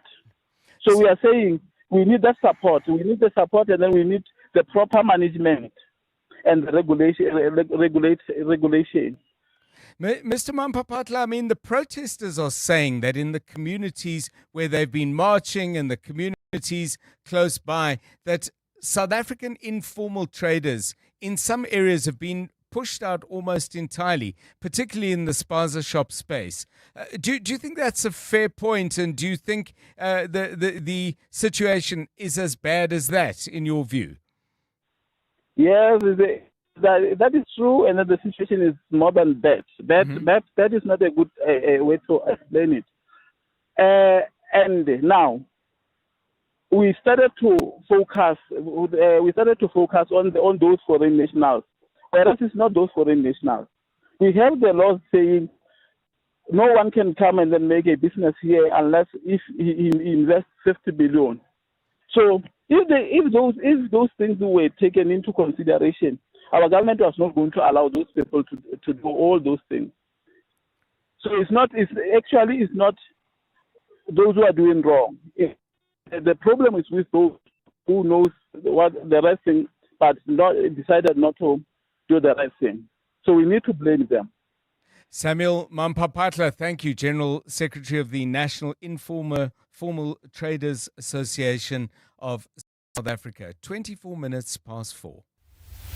Clement Maniatella. Weekday mornings, 9 to 12. 9 to 12. Why did the ANC take this decision to appoint Damorero as the local government intervention convener for Gauteng? Because he has really showed up for Joburg. Do you have any examples, Mahlengi, of the great work that he's done? There are so many. Why did the president then express such disappointment? The president expressed what the president expressed. Are you aware that Treasury wrote a letter to the city of Johannesburg complaining about severe financial distress? Are you aware that they also flagged non-compliance with the Municipal Finance Management Act? I'm very much aware of that, and I don't think that can be apportioned to the Damorero alone.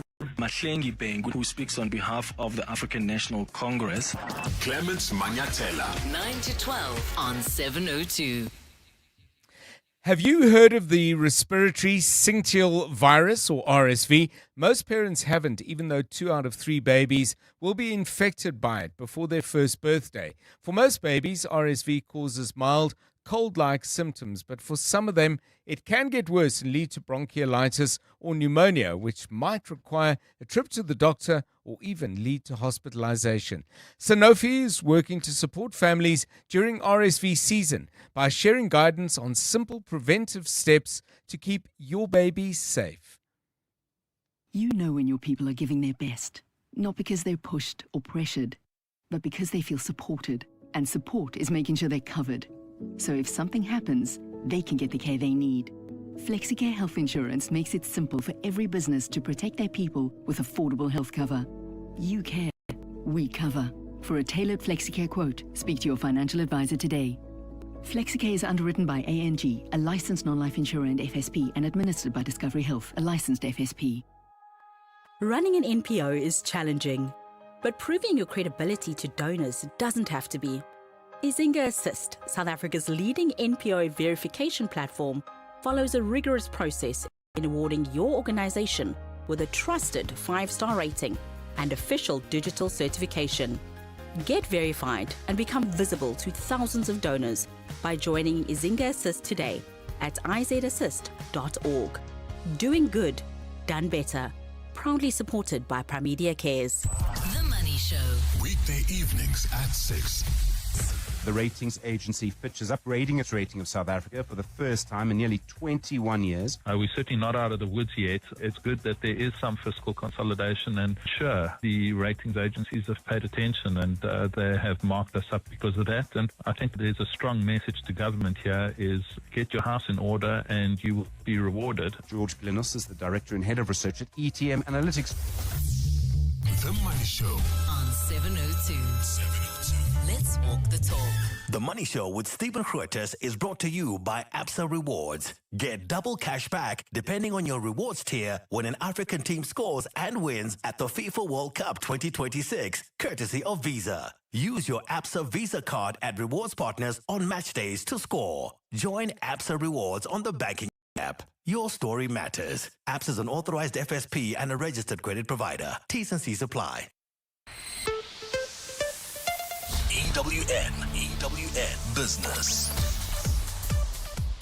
At 28 minutes past 4, this EWN Business is brought to you by Volvo. Experience the best of both worlds with plug-in hybrids. Electric when you want it and fuel when you need it. Stephen Grootes, good afternoon. Better day today. I don't know how much better. Yeah, it is better, John. Good afternoon. Oil prices are slightly lower.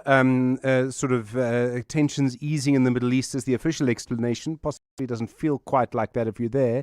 But that's certainly the explanation we're being given. So yeah, Brent crude is down. The ore share is slightly higher. Strong day for financial shares. The ore share up 0.69%, 111,852 points. Financials up 1.19. Industrials up 0.45. Even resources are up, John, up 0.62%. Platinum is slightly stronger today. So yeah, Discovery are up 2.76. Capitec's up 2.14. Suntum and Momentum both up by 2%. And so we're seeing, and Capitec also up strongly. So we're seeing good day for financial shares there. AB InBev also up 2.68%, and one or two of the gold miners doing quite nicely. So Anglo Gold is up 2.38% on the day. But Thungela is down 5.59% in Glencore, so this is in the coal business really. They're down nearly 2%. And one or two of the consumer shares, Mr. Price and Clicks, are down nearly 2%. The Premier Group also down 1.5% on the day. British American Tobacco giving up some of the gains they had yesterday. They're up 1.6%. They're down 1.62%. And Canal Plus are down 3.6% on the day, along with the Foschini Group. They're down nearly 4%. This is really perhaps a consumer story, and I think the market still getting used to dealing with Canal Plus on the JSE. Our economy, of course, growing slightly in the first quarter of the year before fuel prices went up. So the finance sector is still growing, dragging the economy up. Real growth in the agricultural sector. It was up 3.9% in farming. John, just a couple of things on that. There have been disputes over agricultural production figures in the past, but this number does tally with other numbers showing our agricultural exports have been up strongly for the last season. Manufacturing was down. That is the sector that creates most jobs. All in all, GDP growth of 0.5% for the first 3 months of the year. Wendy Lohabe stepping down as chair of Pepkor at the end of the month. The company says she's scaling down her board commitments. Ian Kirk is already on the board. He'll act as chair until a new chair is appointed. In the US, chip makers still doing quite well. There's the big IPO on Thursday night. Also suggestions that the situation in the Middle East may ease a little bit. That's what's leading to lower oil prices. So the Dow Jones is up 0.7, the Nasdaq is up 0.74, and the S&P 500 is up 0.7 as well so far. The gold price slightly lower, flat really, $4,328.89. Platinum, $1,758.80. Brent crude, $91.02 a barrel. The rand to the dollar, 16.45 to the euro, 19.01 to the British pound, 22.02. Stephen Crotus, EWN Business. Relax. You're okay. Your new Volvo plug-in hybrid will get you there and back again. And there again. And back again. Because you're at least 80 kilometers of electric range away from having to worry about petrol or the battery, which comes with an 8-year warranty. But it will keep you going for much, much longer than that. Test drive a Volvo plug-in hybrid. Right, let's get the very latest eyewitness news now. And Bali Tlamini, keeping an eye on things. Good afternoon. Thanks, John. Good afternoon. South Africans in remote and underserved communities could soon find it easier to access the courts. Justice Minister Mameloko Kubai has announced the implementation of what she calls long overdue changes aimed at reshaping the country's court systems. The move forms part of a constitutional requirement to address apartheid-era boundaries that still force some communities to travel long distances to seek justice.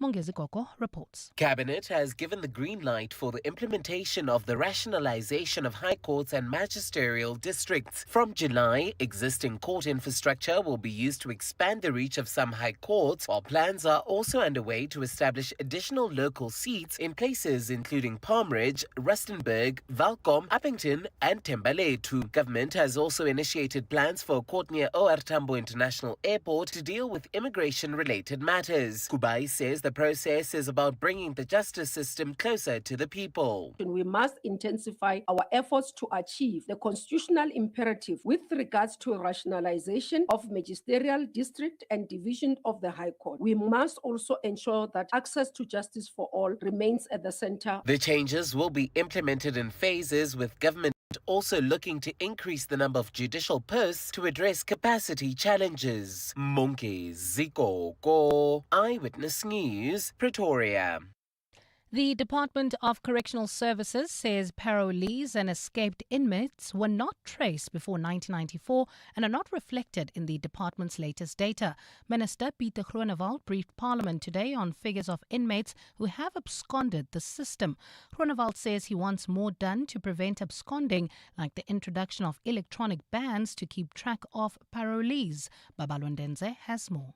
The Department of Correctional Services was asked to appear before the Portfolio Committee today following a report by Amabongane that it can't account for more than 27,000 high-risk parolees who have absconded. But the department says some absconders have died but continue to reflect as absconders in the system because there are no death certificates, and this distorts the numbers. Gustav Wilson, Deputy Commissioner for Community Corrections, says there was no tracing before 1994 and a lot of their data is historical. There was no tracing done by the department, Honourable Chairperson. Absconders prior 1994 and parolees were not supervised from 1991 to 1994. Minister Pieter Groenewald says they are still considering the use of electronic tagging, but there's still a legal impasse preventing the move. But I said that if I could have my way, because we have financial constraints, is that if someone wants to go on parole, that he or she must pay for the electronic ban themselves. Babalondenze, Eyewitness News, Parliament. And in Kenya, the courts have upheld the 2024 impeachment of former Deputy President Rigathi Gachagua. 3 High Court judges dismissed Gachagua's claims that the impeachment process was politically biased. In 2024, an overwhelming majority of lawmakers voted for his impeachment, accusing him of corruption, inciting ethnic divisions and undermining the government. He challenged the impeachment, arguing that the charges were baseless. His removal from office followed his fallout with President William Ruto. Since his removal, Gachagua has campaigned vigorously against the government, gaining a huge following. The latest ruling weakens his ambition to run for president, as impeachment bars him from holding public office. A partly cloudy Wednesday in store for Gauteng tomorrow. Lows of between 6 and 9 degrees and highs of between 17 and 19. Kempton Park heading towards OR Tambo International Airport. That's coming from the Tembisa Pretoria area. Expect more than an hour delay. R21 southbound. This is from the R23 Benoni off-ramp all the way to Atlas Road due to an earlier accident. Germiston also traffic sluggish. N12 eastbound. That's between Edenvale Road and Croft Road due to an earlier accident. Benoni Boksburg slow-moving traffic on Atlas Road approaching the N12. The top story in EWN, South Africans in remote and underserved communities could soon find it easier to access the courts. 702 Afternoons with Relebogile Mabota, 1 to 3 p.m. We are at the point in tech where the business model is evolving into subscription-based versus owning. I heard somebody saying soon they're going to make us rent our own bodies. Yeah, I think that's very true. I remember back when I was in university, I mean, we all used to walk around with like little CDs which had a software in it, and it had that license key from Microsoft. You're right. Today you have to pay a 365 subscription for you to do that. And I think in my industry today, this is the biggest sort of pain point. Let's call it that. Managing Director of Spinnaker Support South Africa, Teko Mojaki. 702 Afternoons with Relebogile Mabota. Let's walk the talk. The 702 Jozi My Jozi Walk the Talk is calling on you to walk with the people for the people on Sunday, 26 July. Babize Bonke. And this year you choose from 3 different inner city routes. The 8-kilometer 44 Main Street route takes you from Ellis Park through Maboneng and Jewel City, past the Field of Dreams and the Maharishi Invincibility Institute. You then go through the Main Street precinct, Gandhi Square, and past the Carlton Centre, finishing off at Ellis Park. So whether you're taking on the 8K, 5K or 15-kilometer route, enter now on primemediaplus.com and get ready for the 702 Jozi My Jozi Walk the Talk, hosted by the City of Johannesburg. The world's best male and female paddle players are coming to South Africa. The historic Premier Paddle Pretoria P1 will be at Sunbet Arena Times Square from 26 July to the 2nd of August. Expect world-class action, unbelievable energy, premium hospitality, and an atmosphere unlike anything South African sport has seen before. This is Africa's biggest paddle tournament ever, and tickets are selling fast. Don't miss your chance to witness the sport's biggest stars in South Africa. Get your tickets now at primemediaplus.com. What if the problem you face became the business that changed everything? That's what Nedbank Business Ignite on 702 is all about, with this year's theme, My Pain, My Purpose, My Solution. We're calling on small businesses that turned real challenges into powerful ideas. You could win 200,000 Rand in cash, plus mentorship, business support, and tools to help you grow sustainably. Enter the Nedbank Business Ignite on 702, now at primemediaplus.com or igniteyourbusiness.co.za. See money differently. Nedbank, an authorized FSP and registered credit provider. T's and C's apply. 702. WhatsApp John on 072 702 1702. Hi, John and the team. With regard to the referee, my question is why FIFA failed to allocate him in Mexico or in Canada. Then he will be officiating matches that will be played in either Mexico or in Canada. Then he won't be in the United States. I think FIFA dropped the ball. A lack of contingency plan, in my view. David in Rosebank. Good afternoon, Dr. John and fellow listeners. It's very interesting that the intelligence and the security cluster is now devising a contingency plan to deal with the match that is planned on the 30th. Where was this intelligence or contingency plan when foreigners were being passed and tracked into this country on the very same highways? Where was that plan? These people have no respect for the citizens of this country. Things had to overboil and come to this point before they can take action. As for Ramaphosa, he was sitting there. He allowed this. Since when he was a deputy president, he allowed these things to happen.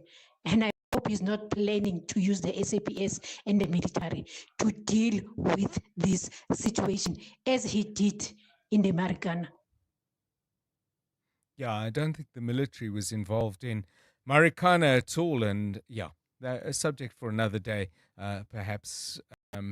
But let me respond to the other point as well about why didn't FIFA simply assign the referee Omar Artan to matches only in Mexico or Canada. Now, the BBC has been looking at that issue themselves, and they communicate this.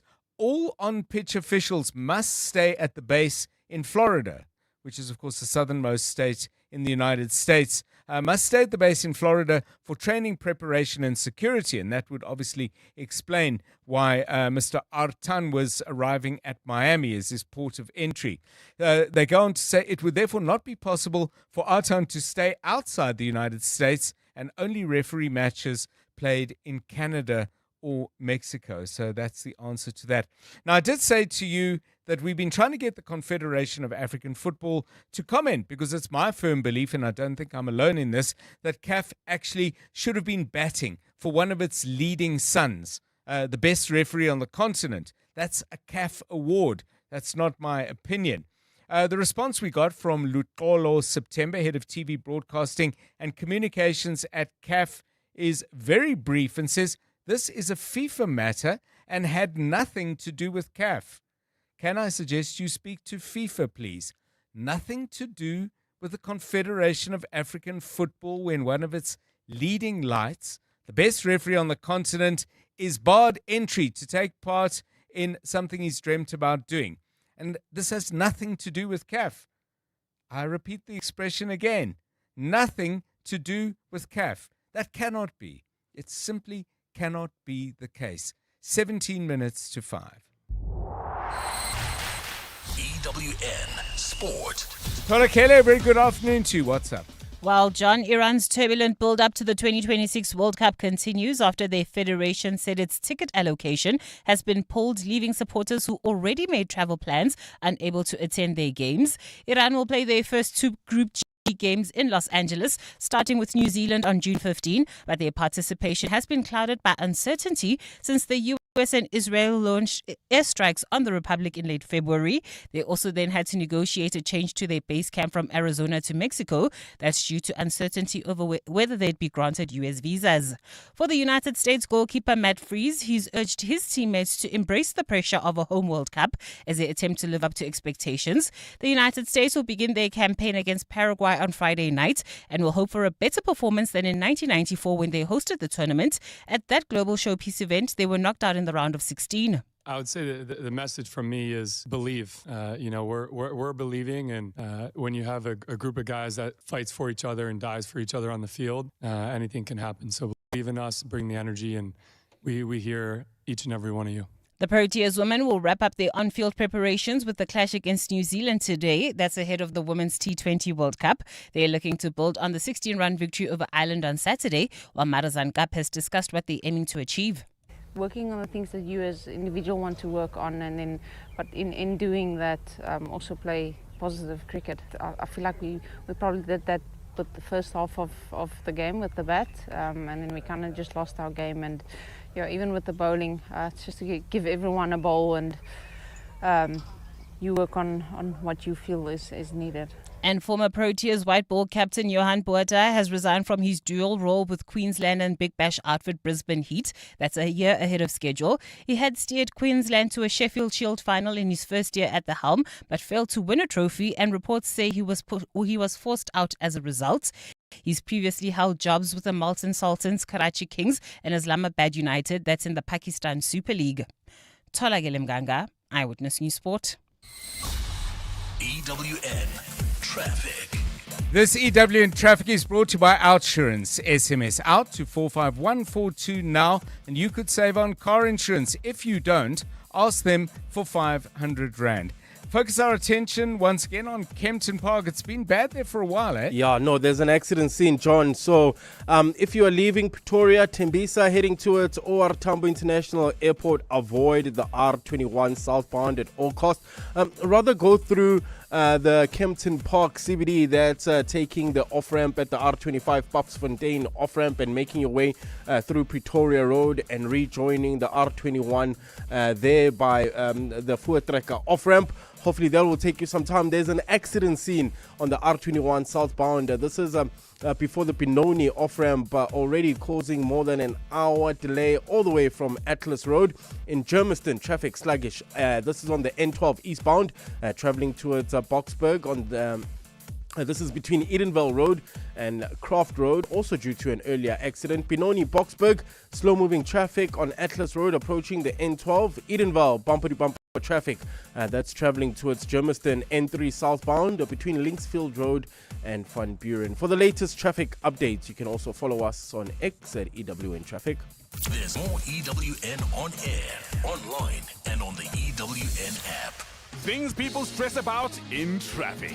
Number 50 was, as per my last email, too passive-aggressive. Oh, the torture.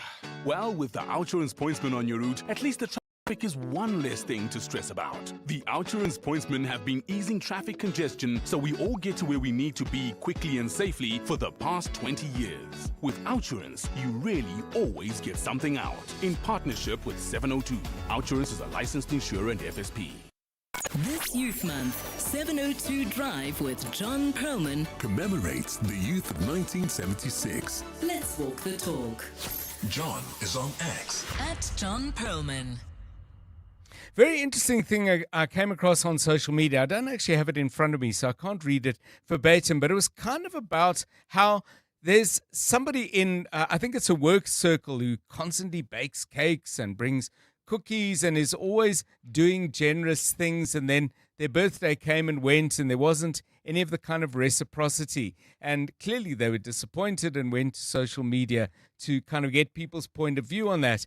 There is another view, though, that if people give you gifts and shower you with good stuff, are you obliged to reciprocate? I mean, on one level, it's kind of obvious, yeah, but it can be quite exhausting because there are some people whose fund of kindness is inexhaustible, and maybe yours isn't, Karabo Charlie. I don't mean you, but one's. And I wonder if you have a view on that. I mean, should gifts ultimately come from the heart because you want to give them, or do you think there is some obligation that is involved in reciprocating and exchanging? Well, to be honest, John, I don't like buying gifts for people, hey? Because I am so scared of their reaction. I am insecure if they will like it or not. Yes. And I'll overthink it. So, so I totally avoid gifts.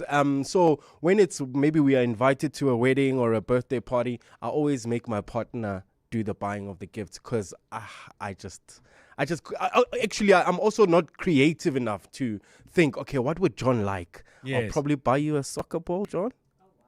I have a few, actually. I have an I've got idea. about 6 at home. Can you believe it? I know what John would like. A bottle of red wine, That's some chocolate. You wouldn't go wrong with that. You see, you just have to listen. Oh, Yes. okay. Pay attention. That's Okay, it. but you were going to, I mean, what's your view? I mean, do you think that asymmetry, an unequal ratio of you give, I give in a relationship is absolutely fine, because some people roll that way and others don't. Some people truly are just givers. They Yes. Even if you say to them this one time, oh my gosh, that pink dress that you wore, the next time they're at the shop, they will find the dress in your size, and they often don't expect a gift back. Yes. And I think when you're receiving, don't always think, what do I have to do to pay them back? Allow that person to just enjoy that moment of the fact that when I saw this thing, I thought of you. Yes. And maybe if you see something 3 months later, you think of them and you pay it back. But what if if you've got a friend who never thinks of you and never reaches, never makes the stretch? Then you learn your lesson. You learn your lesson and you never also buy them gifts. There we go. Give us a call then on 011 883 0702 and 072 702 1702. Drive home with John Perlman On 702, let's walk the talk. Time now for RMB Africa Focus, which is brought to you by RMB, a leading African corporate and investment bank. Today, our focus is on Nigeria's economic resurgence and what it could mean for growth and investment across the continent. RMB Africa Focus is back for a fifth season to explore Africa's economic resilience and strategic role in global economies. Over the coming weeks, we'll look at how countries across the continent are sustaining momentum, unlocking opportunity, and positioning themselves in a continuously evolving global landscape. This week, the focus turns to Nigeria. For Africa's sleeping giant, the lights are coming back on after years of economic struggle. Nigeria is one of the continent's largest and most influential economies, but it's faced several challenges in recent times, including dealing with policy shocks, including rampant inflation and naira currency pressure. But the mood is shifting. Bankers and investors say foreign capital is returning, and as one of Africa's leading banks, RMB is there helping local and international people translate this renewed interest into real long-term investment. What is different this time around? To help unpack this, we're joined by award-winning journalist Crystal Alderson. Crystal, a very good afternoon to you. Recession in 2020 in Nigeria, 4% growth in 2025, and this year is looking pretty good. What's changed? Good afternoon to you.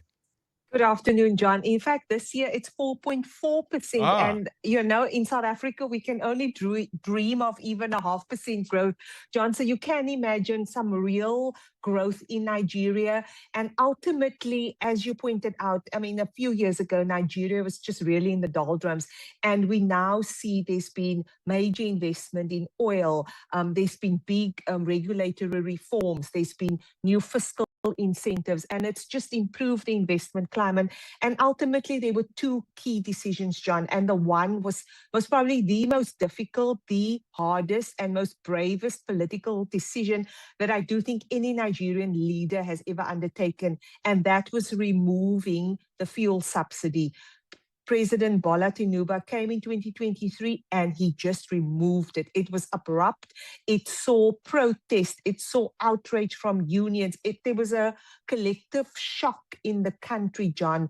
But ultimately, the government said, if we don't do this, we will be bankrupt.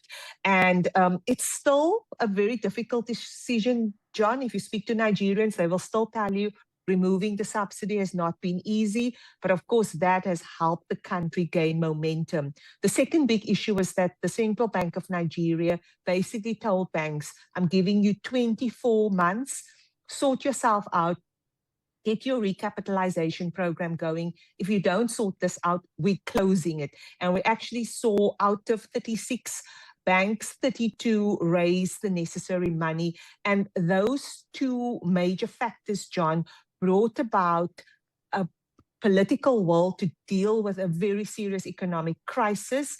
It saw a renewed interest in local and international investors, and that was part of the turning around of Nigeria letting go of its sleeping giant status. Yeah, and I understand sectors that are starting to show some real momentum: financial services, telecoms, trade, transport. Why those, and what's shifted there? So, John, I think the reality is doing business in Nigeria has never been easy. And I think in South Africa, we can talk of MTN. We know the challenges they've had over the past few years, but we also know the rewards that MTN in particular have had. We also know ShopRite, the rewards they had, and then, during the bad times, it was just too bad. And what it does say, John, is that the services sector remains a very key sector for Nigeria. In fact, it's around 56% of the country's GDP. And again, there's been a lot of reforms because doing business in Nigeria was so hard, John. And one of the big reforms which has been massive for Nigeria, John, is pension reform. And I spoke to Frank Opete from RMB in Nigeria about this. And let's have a listen to what he had to say about, in particular, the pension reforms in Nigeria. In Nigeria, what we had in the pension industry was you had this massive capital allocators that could only invest in risk-free securities because obviously you think about it that they're holding the future of Nigerians, right? It's the pension industry. But this reform has allowed them to be able to do more. When I say it's measurable, it's measurable. For example, you've said they have said that the pension funds can now invest up to 20% of their allocation to infrastructure projects. If you quantify that, that is $3 billion that is available to invest in Nigerian infrastructure. That is amazing, right?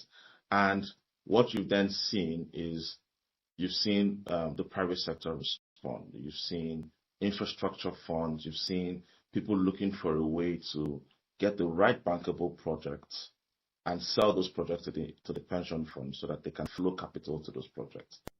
That's Frank Opete from RMB in Nigeria. Staying with investment and money, Crystal, foreign currency challenges that Nigeria faced, what were they and how have they solved them? John, it was very difficult to do business and trying to get dollars. They were just like no money. And it really, again, impacted on businesses, how they operate, and of course, also just people. So what we've seen in recent times, again, John, external reserves is basically the strongest in over a decade. And in fact, the latest figures by the Central Bank of Nigeria reported reserves of 50 billion. And again, this highlighted the strengthening of Nigeria's external buffers. It also means that they've had better reserve management and then an ability to meet the external obligations, and the big issue, the steady exchange rate. So the reforms, painful, John, but have been big gains for Nigeria in terms of growth in the economy. Thanks so much, Crystal Alderson, with an update on what's happening in the Nigerian economy. I mean, the numbers are really interesting. Recession in 2020, this year so far, 4.4% growth and a sustained 4% over last year, 2025. Now, to watch the in-depth RMB Africa Focus video series with new episodes released weekly, go to primemediaplus.com. Brought to you by RMB, a leading African corporate and investment bank. RMB is a leading African corporate and investment bank with a strong presence across the continent and key international markets. By combining deep local insight with global expertise, RMB supports clients across sectors, helping them navigate complexity, manage risk, and unlock opportunity. With teams on the ground in Africa and beyond, RMB connects markets, capital, and ideas to drive sustainable growth. RMB, a division of First Rand Bank Limited, is an authorized FSP and credit provider.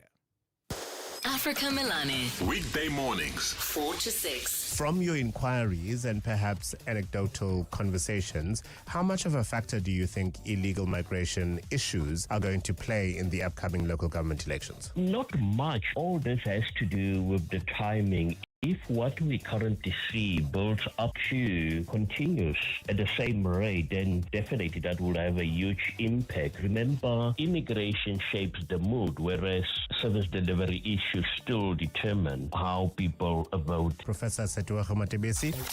Africa Milani. 4 to 6 on 702. The groundbreaking musical, Nkodi, A Fierce and Fabulous Life, returns to the UJ Theatre on the Kingsway campus in Auckland Park this weekend. Nkodi celebrates the life of Simon Nkodi, who was an anti-apartheid activist, LGBTQIA+ pioneer, AIDS activist and organizer of Joburg's first Pride March. Nkodi explodes on the stage, combining voguing, dance, rap and video projections. It's the powerful story of a remarkable young freedom fighter who changed South African history. There are 3 performances only this weekend of Nkodi at UJ's Theatre before it heads to Germany for its European premiere. Nkodi tickets are available now on Quicket.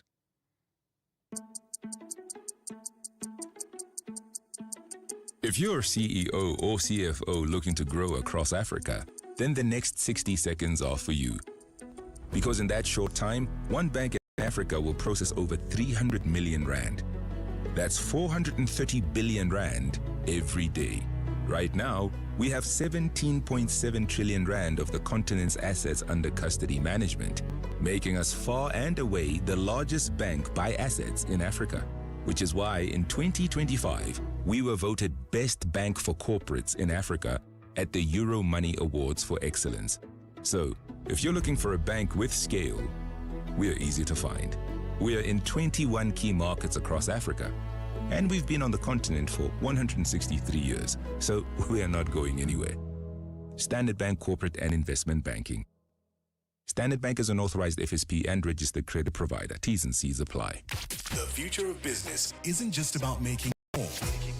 It's about wasting less, using resources smarter, and finding value where others see waste. This Thursday, catch the Clement Manyatela Show, live from the Gauteng Industrial Symbiosis Program Business Opportunity Workshop, hosted by the National Cleanup Production Center. Discover how businesses are turning waste into wealth, unlocking new partnerships, and driving green growth across Gauteng. Be part of the conversations driving change.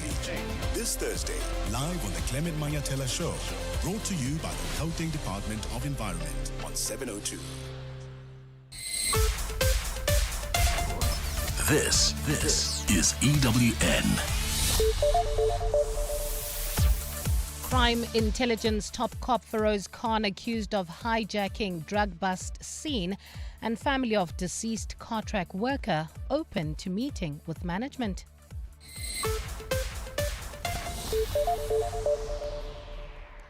Good afternoon, I'm Bali Dlamini. Witness I has accused implicated crime intelligence top cop Feroz Khan of hijacking a drug bust scene. Witness I, a Hawks officer, is currently testifying before the Madlanga Commission about the July 2021 drug bust in Ayrton in the south of Joburg. During that drug bust, police confiscated over 700 kilograms of cocaine from a truck worth an estimated street value of 300 million rand. Tabiso Koba reports. In 2021, Witness I was the team leader of the South African Narcotics Enforcement Bureau. The bureau, which falls under the Hawks, deals with investigating and dismantling of drug trafficking networks. Witness I says when he arrived on the scene, Crime Intelligence Deputy Head Major General Feroz Khan pulled rank on him. The scene was never handed to me. As observed, General Khan just hijacked and took over the scene by directing that the first people to scene, namely Warrant Officer Morane, must get inside the black buggy by driver's seat and sit there and to never come out. A report by police watchdog IPID found it was improper for Khan to be at a drug bust scene as he's an intelligence officer. Tabiso Koba, Eyewitness News. The City of Johannesburg insists it will collect enough revenue to cover the 97.1 billion rand budget it tabled last month for the 2026-2027 financial year. During its appearance before Parliament's Standing Committee on Public Accounts today, the administration of Joburg said they are implementing an aggressive plan to collect revenue and to ensure the budget is covered. Chief Financial Officer Tebogo Moraka says the city plans to use the technology used by the SA Revenue Service to get to know its customers better.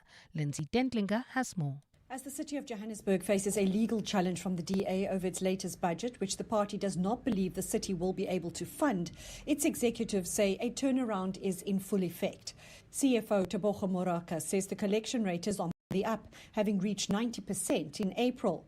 Residential consumers make up 62% of the debt owed to the city. Water then becomes the other element, is the biggest outstanding balance for the City of Johannesburg. But the DA's Farhad Esak says with an average debt collection rate of 86 days, he's not convinced the city can collect the revenue it thinks it can. Now you want to tell me this is a functional institution? You want to tell me this is a functional municipality? That you're delivering services? While Moraka has conceded the 2024-25 audited financial statements don't reflect what the city believes is possible, he says billing methods are being refined as the council collaborates with other metros to beef up its collection systems. Lindsay Dentlinger, Eyewitness News, Parliament. The family of a woman who died at work after reporting ill says they have not yet met with her employer, but they are open to doing so. Gcina Dladla died at the Cartrack Rosebank offices at the weekend after allegedly not being relieved from duty despite not feeling well.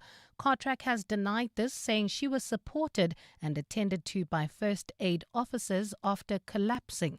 The company has now launched an investigation and says once complete and with the family's consent, it will release its findings.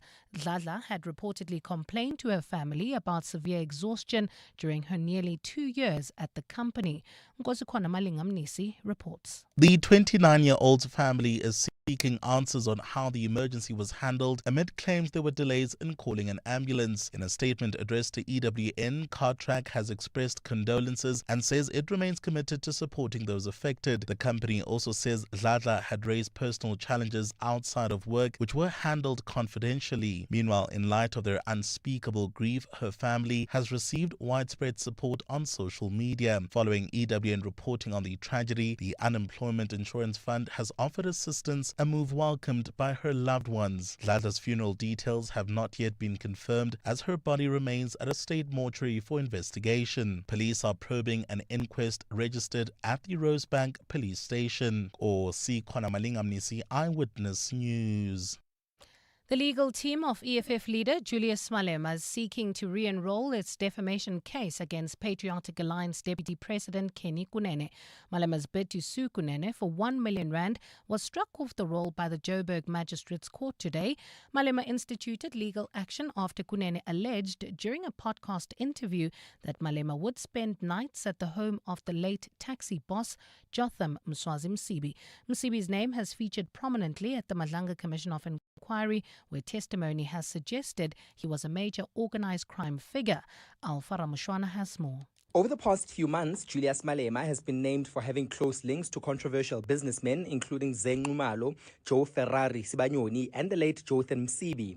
However, Malema has never denied being friends with any of them, instead says being friends with dodgy characters doesn't make him one of them. Johannesburg Transport MMC Kenny Kunene claimed that Malema once gifted Msibi an expensive whiskey and gave him 80,000 rand in cash. Although Malema's legal team was expected to argue the defamation matter today, the case was struck off the roll. However, Kunene says he remains prepared to defend the matter should it be re-enrolled. I am aware that his legal team said they will re-enroll the case. No problem. I am ready. Malema is expected to soon announce his next step. Alpha Ramshwana, Eyewitness News, Johannesburg. And in news making international headlines, one person has been shot dead in Kenya in violent running battles between police and protesters. The protesters took to the streets over an Ebola quarantine center being built for U.S. citizens in that country. AFP is reporting that the health ministry in Kenya had claimed the facility would be for Kenyans as well as Americans, even though that was not the message from Washington. But protesters insist government must deal with problems on their own soil. Kenya has not recorded a case of Ebola, with many opposing the idea of bringing potential carriers of the highly contagious disease into the country. Gold is trading at $4,286.37 an ounce. The rand is at 16.46 to the dollar, 22.05 to the pound, 19.03 to the euro, and Brent crude oil is at $92.26 a barrel.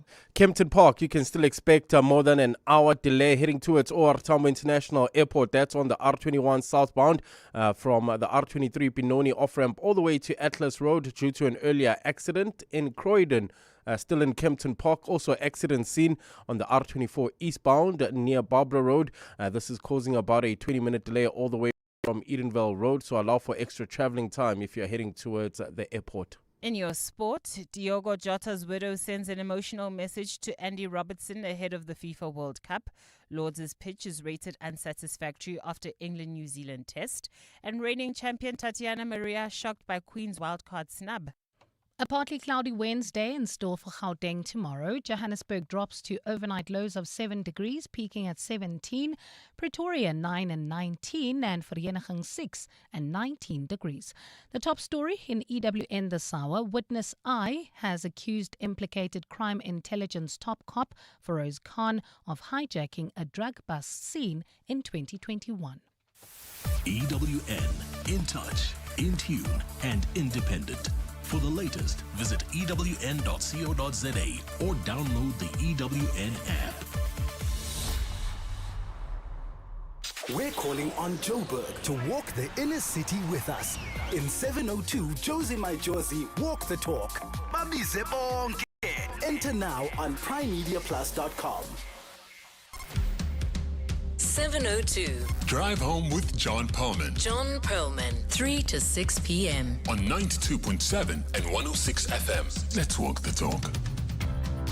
702 Drive, it's 10 past 5. Great to have you with us. I'm John Perlman, myself and the rest of the team with you all the way through until 6. You heard a moment ago in Mbali Dlamini's bulletin reference to crime intelligence cop Major General Feroz Khan. Well, he's also in the news for something else. He was in court today. He had a legal bid that he eventually abandoned, looking to block the Madlanga Commission from accessing certain information on his devices. In the course of that, a chief investigator or senior investigator at the Madlanga Commission, Tsepo Nyatlo, filed an affidavit that has some very important information in it. Some might call it explosive. We'll talk about what's in those WhatsApps, and only some of them found their way into the affidavit, with Karen Morn, a News 24 legal journalist who's written about that today. Karen joining us shortly on that. We'll also, later in the show, be playing you some music and playing some of your music.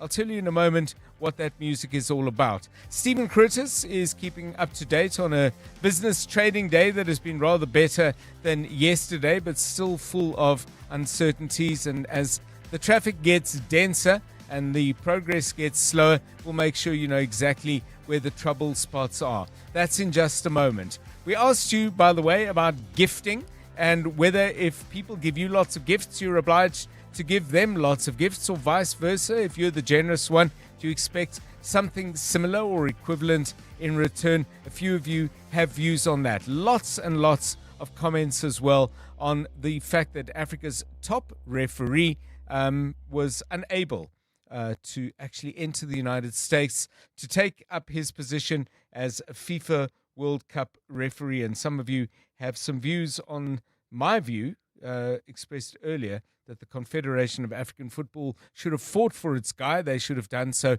many, many weeks before it actually came to this point. And some of you have views on the communication we received from the Confederation of African Football. And I'll quote, "This is a FIFA matter and had nothing to do with CAF." Keep your comments on all of those issues coming. Here's a few.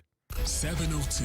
WhatsApp John on 072 702 1702. Good afternoon, Dr. John and team. Percy here in Kempton Park.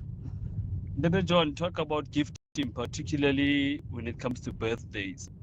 I've had a great debate with my current and my ex-colleagues about whether I need to be celebrated on my birthday, and should I be the one providing goodies, or should I be the king of the moment and I should just be accepting gifts? So yeah, the debate was simply just about, it's your birthday, you bring the cake, you bring the decor, you bring the drinks, we celebrate you. But I'm a firm believer that it's my day and people should be spoiling me. I just don't know, what's your take, Mr. John? Hey there, John. When it comes to buying gifts, John, it's the same as when a relative or friend borrows money from me. I gift money, John. I don't expect money to be returned. The same principle applies for gifts. I never expect anyone to buy for me, because it's irrelevant, John, whether I bought you something or I buy you something every year. It's just I'm in a position to buy. So, and at that point in time, if I have the money, I will buy. The same when someone borrows money and I'm in a position to give them, I do give them. So yeah, that's my stance on this one. Yeah, very interesting points of view, actually, and very philosophical. Just saying, listen, even when I lend you money, I gift it to you because that's the way it actually works. And I know I'm in a position to do that. 14 minutes past 5. You're with John Perlman on 702. Okay, so I said we were going to do a song. Now, take a listen to this and tell me what you hear. You can't touch this. You can't touch this. touch this. Can't touch this. Okay, so you're hearing MC Hammer, and we picked him partly because on this day back in 1990, his album went to #1 in the United States. That song was the third single from the album. I think it was called Hammer, Please Don't Hurt Them, or something similar to that. But the opening there is MC Hammer, of course, but the music you hear is from a Rick James classic, one of the real great funk artists of the 1980s. And that song was called Super Freak. So what we're asking you to do is pick songs where there's brilliant use of sampling. And I think it's fair to say the sampling was really, really excellent there from MC Hammer. So, yeah, give us those songs, please, on 072 702 1702. We'll play as many samples as we possibly can. 5:16. EWN Traffic. This EWN Traffic is brought to you by Outsurance. SMS out to 45142 now. You could save on car insurance. If you don't, ask them for 500 Rand. Keeping us up to date on the state of the roads, Karabo Charlie again. Yes, John. Well, at this stage in the Kempton Park area, if you are heading towards OR Tambo International, coming from the east or the west or the north or the south, please allow for extra traveling time because there's an accident scene which is causing more than an hour delay. This is on the R21 southbound. These delays stretch from the R23 Pinoni off-ramp all the way to Atlas Road. Also in Croydon, still in Kempton Park, accident scene on the R24 eastbound. This is near Barbara Road, also causing about an hour delay all the way from Edenvale Road. Germiston, traveling towards Boksburg, there's about a 30-minute delay on the N12 eastbound between Edenvale Road and Croft Road due to an earlier accident. Benoni, Boksburg, there's also slow-moving traffic on Atlas Road approaching the N12 in Alexandra. Driving towards Germiston, there's about a 30-minute delay on the N3 southbound from Marlborough Drive to Van Buren. And in Pretoria, expect some delays in Claremont on Bremer Street approaching Van der Hof. This is due to faulty traffic lights. If you come across any other traffic issues, kindly WhatsApp us on 072 7021 702. There's more EWN on air, online, and on the EWN app. Seeing the Outsurance pointsmen on your route is like the feeling you get when the meeting you were stressing about gets cancelled. It just makes you feel good. The Outsurance pointsmen are traffic heroes, easing congestion and helping everyone get where they need to be quickly and safely for the past 20 years. Just another way you always get something out. In proud partnership with 702, show them some love online using #PointsmenLove. Outsurance is a licensed insurer and FSP. Bongani Bingwa, 702 Breakfast. Weekday mornings, 6 to 9. Where do you keep your important documents? Your kids' birth certificates, your marriage certificate, your will? And does anyone else who may need to know where to find them? That if something were to happen and these documents needed to be accessed, they would find them. Mateo? Yeah, we do. There's something called deprem çantası in Turkish. It's a ready to go bag because it's a country prone to earthquakes. So you put that right next to the door. It's called a what? Deprem çantası. Deprem çantası. You had to add drama to it. Amo. I think that should be the word of the day. Deprem çantası. Yes. Deprem çantası. Please repeat this word over and over and over again. I think I've already forgotten. I just think of Glagati. Oh, wow. Deprem çantası. Bongani Bingwa, 6 to 9. On 702. The 702 Josie My Josie Walk the Talk is calling on you to walk with the people for the people on Sunday, 26 July. Babize bonke. And this year you can choose from 3 different inner city routes. The 15-kilometer Mandela Bridge route takes you from Ellis Park through town up to and through the Constitutional Hill precinct, down to Bromfontein and over Mandela Bridge. Then it's through Newtown and past the Market Theatre and back to Ellis Park. So whether you're taking on the 15K, 5K or 8-kilometer walk, enter now on primemediaplus.com and get ready for the 702 Josie My Josie Walk the Talk, hosted by the City of Johannesburg. Let's hear from Shemaine owner of Vovotello Linwood, why it pays to switch to Outsurance Business Insurance. I wish we had switched sooner. Not only was it quick and easy, but also gave us more favourable premiums. For restaurants, pharmacies, and all other businesses. Get a quote today and see why it pays to switch to Outsurance Business Insurance. Visit outsurance.co.za or call 08600 60,000 today. Licensed insurer and FSP. TCs and information online. Doing your famous through meetings, in traffic, at the store. Don't let seasonal hay fever get in the way of a better you. Unite against allergies with Demazin once a day, providing 24-hour non-sedating relief from symptoms like a runny nose, sneezing, and itchy red eyes. Demazin gets it done. Speak to your pharmacist today about Demazin once a day. My name is Richard Sutton, and I'm the host of the podcast Shift Happens. This podcast is about you, about transformation, elevation, and becoming the best version of yourself. Each episode shares powerful, hard-won lessons from prominent South Africans who have faced doubt, change, and early failure, and emerged transformed. Don't miss Shift Happens, the tools, insight, and skills to help you navigate the real realities of life. Now streaming on primemediaplus.com, the Prime Media Plus app, Spotify, and Apple Podcasts. Have you got your diary handy? Go to August and put this down. On the 1st of August, Joburg will be turning up the volume as the Scatterlings Music Festival lands at Huddle Park. You've got to be there to feel every beat, hear every voice, and experience the many epic moments that are going to be provided by South Africa's biggest stars. Take a listen to this list. Headliners, Zakes Bantwini, the Scatterlings Music Festival's all-star lineup also features Sjava, Sanel musician, Trezor, Jesse Clegg, Msaki, Simi, Jay Something, Zolani Mahola, Muzi, and more. They're going to be performing their greatest hits and hot new tracks.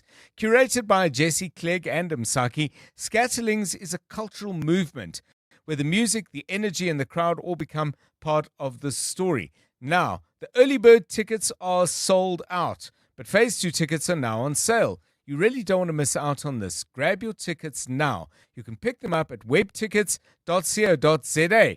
And remember, it's now in your diary, 1 August, the Scatterlings Music Festival at Huddle Park, brought to you by 702.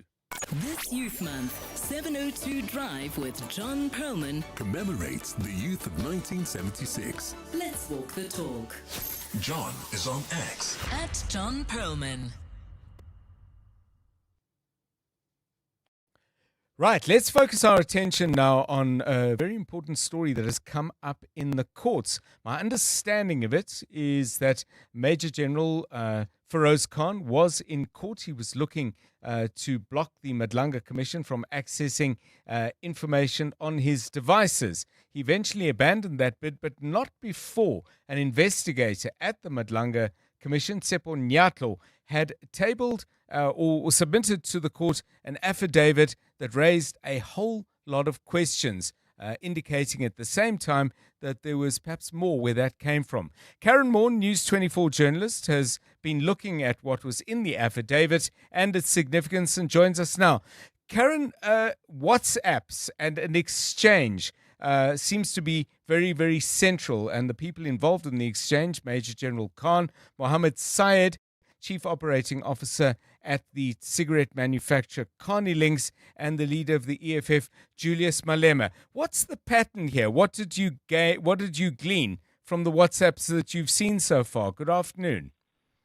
Well, essentially, it raises major questions, obviously, for Rose Khan, for Mohammed Syed, and for Julius Malema himself, because essentially what the Commission has said in putting this very, very limited amount of WhatsApps before the courts, has said, look, we fundamentally needed to get access to these devices because we believe that the messages on them implicate Feroz Khan in potential criminal activity and the abuse of his position and potential corruption. And if we were prohibited from accessing them, which we have done, so the horse is bolted, this would prevent us from being able to ventilate this in appropriate forum like the Commission.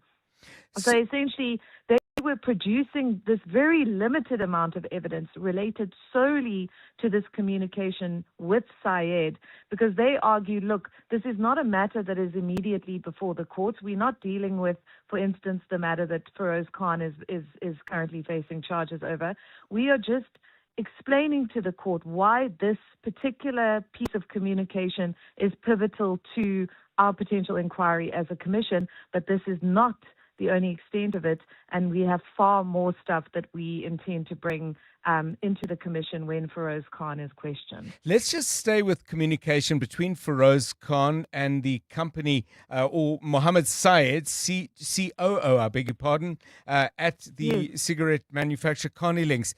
Are they saying that the fact that they're in communication is a problem, or is there information and suggested relationships in the WhatsApps that is the problem?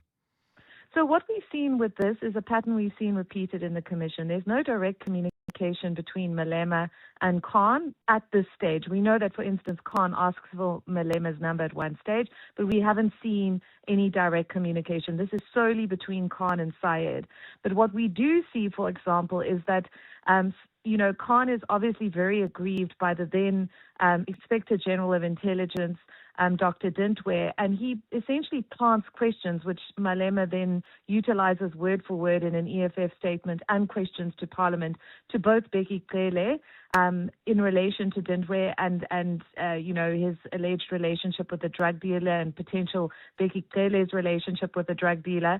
And then he also, he basically replicates those queries in those statements and in those questions to Parliament.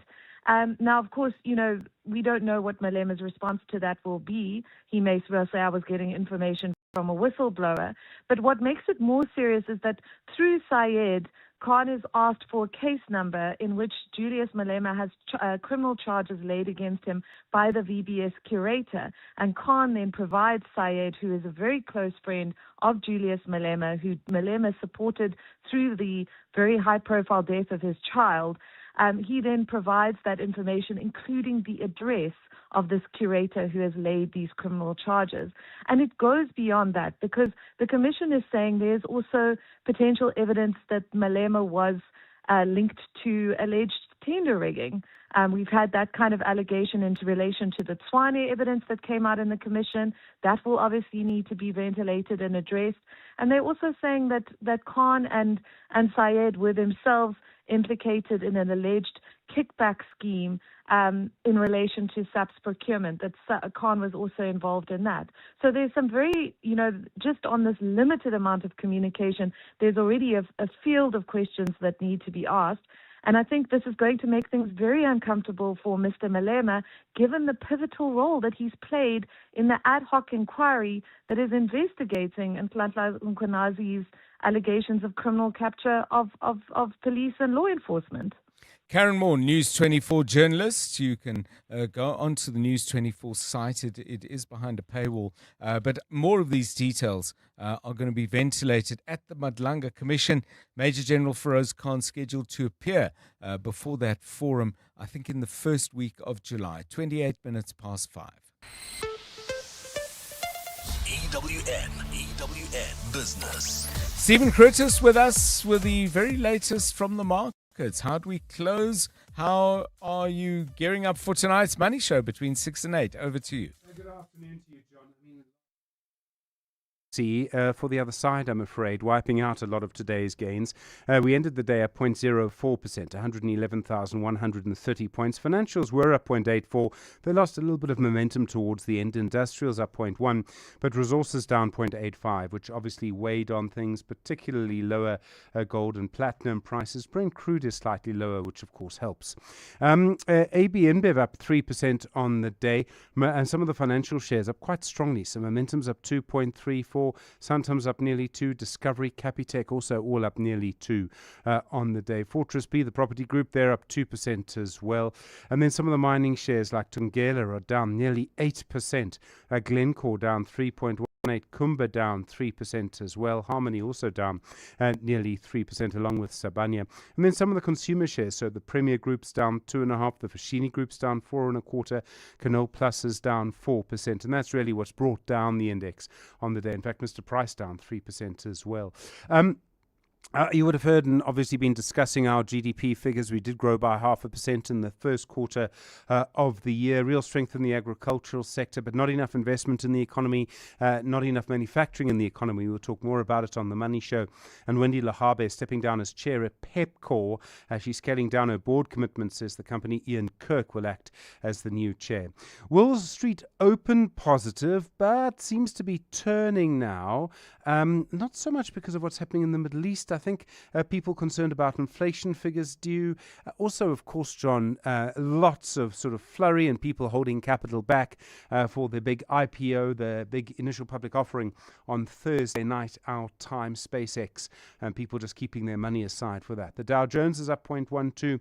The Nasdaq is down 0.75%, and the S&P 500 is down 0.29% on the day. The gold price, $4,293.82 an ounce. Platinum, $1,732.46. Brent crude, $91. And the rand to the dollar, 16.45. To the euro, 19.02. To the British pound, 22.04. On the Money Show, more on the GDP figures, more on business rescue figures and what that tells us about the economy, companies going to business rescue. The latest slightly contentious figures, I suspect, about black ownership on the JSE. We'll talk too about the business model behind medical aids. Stephen Curtis, EWN Business. Thanks, Stephen. The Money Show coming your way between 6 and 8. Right now it's 29 minutes to 6. Let's get the latest eyewitness news with Mbali Dlamini.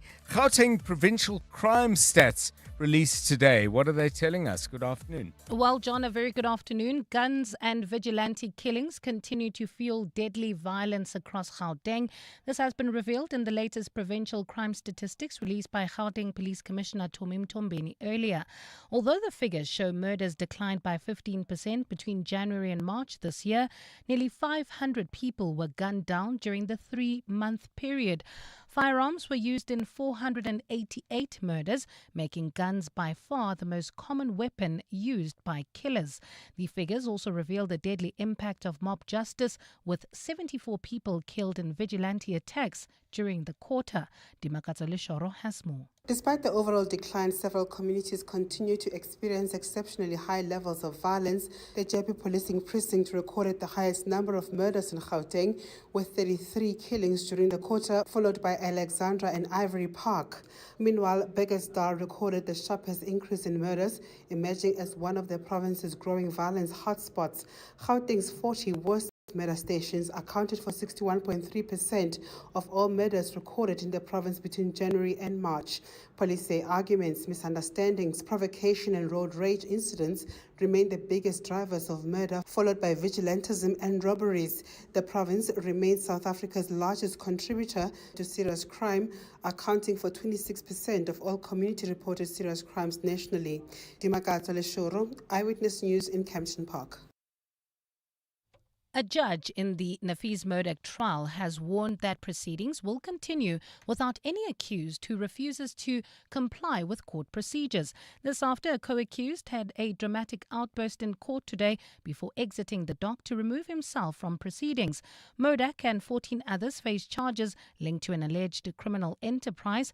Accused number 4, Taufik Brown, interrupted proceedings in the Western Cape High Court today, telling the judge he could no longer tolerate his wife's name being mentioned in court. Carlo Peterson has more. Taufik Brown's wife, Kota Brown, was referenced numerous times during proceedings yesterday related to the attempted murder of attorney William Booth. She previously entered into a plea deal admitting she allowed her vehicle to be used as a getaway car in the attack on Booth. As proceedings got underway, Brown stood up and addressed Judge Robert Henney, saying he's concerned his wife's name being mentioned in court and on social media could have an effect on his children. Brown made a profane remark before jumping out of the dock and walking down to the holding cells. Judge Henney responded, saying the court would not tolerate disruptions and warning the trial would continue in the accused's absence if necessary. So there's no way that he can come and dictate to this court how he should conduct the proceedings. I will not allow him. He can sit there forever downstairs if he doesn't behave himself. Brown's lawyer Inga Jansen indicated she will consult with her client before the matter proceeds tomorrow.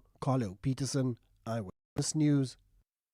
5 suspects have been arrested in connection with an armed robbery during a church service in Samora Machel at the weekend. The incident happened this past Sunday. The robbery was caught on video while church proceedings were being recorded, and the footage has since been widely shared on social media.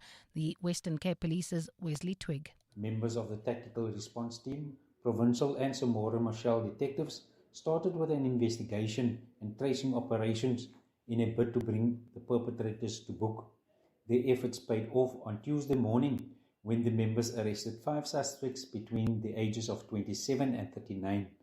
Some of the items that were taken during the robbery were also recovered. And in India, doctors and drug distributors say the low supply of cancer drugs is a growing concern. Experts estimate that at least a quarter of the country's chemotherapy patients have been prescribed platinum-based drugs. These are drugs that are used to treat many types of cancer, including lung, breast, ovarian, and testicular. Reuters is reporting that drug makers are unable to pass on higher costs as the government continues to cap the prices of the medication, even though they have sought an increase of roughly 50% in the price caps. A partly cloudy Wednesday in store for Gauteng tomorrow, lows of between 6 and 9 degrees and highs of between 17 and 19. Kempton Park, you can still expect about a 30-minute delay on the R21 southbound. This is from the R23 Pinoni off-ramp all the way to Atlas Road due to an earlier accident. Still in Kempton Park, this time in Croydon. There's an accident seen as well on the R24 eastbound near Barbara Road, causing about a 20-minute delay all the way from Edenvale Road. And in Fairland, heading towards Soweto, traffic is sluggish on the N1 southbound between Bayers Nordia and 14th Avenue. The top story in EWN. The latest crime statistics show that guns and vigilante killings continue to fuel deadly violence across Gauteng. Aubrey Masango. Weekday evenings. 8 to midnight. The president invited us to a family meeting, and I agree with him that more stringent measures against employers who continue to attract cheap, exploited labor from other parts of the continent. Those people should be held seriously responsible. You, Baba, you broke the law. You employed a foreign national in your house. Yeah, now we're saying you're in trouble because of that problem. Will you be facing the same music? Aubrey Masango. 8 to midnight on 702. 702. Let's count backward. 5. Insurance. 4. Pineapple. 3. Insurance. 2. Pineapple. 1. You're under. Pineapple FSP 48650 is underwritten by Omart Insurance Limited, a licensed non-life insurer and authorized FSP. Across Africa, businesses are embracing the power of cloud solutions, and DigiCloud Africa is leading the way. As Google's chosen reseller enablement partner for Africa, we are committed to growing the Google Cloud Partner Network across the continent. We lead with our partners, actively empowering them through continuous enablement and training to deliver transformative Google Cloud solutions. Organizations looking to partner with Google Cloud experts or resellers wanting to partner with DigiCloud Africa can contact info@digicloud.africa.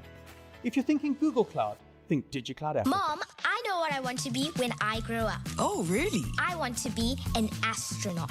An astronaut? Aren't you aiming a little high? Well, that's where you come in. I need you to buy me Pediasure. It has 27 vitamins and minerals to support my growth so that I hit all the milestones, and it's scientifically proven. Okay, Miss Clever.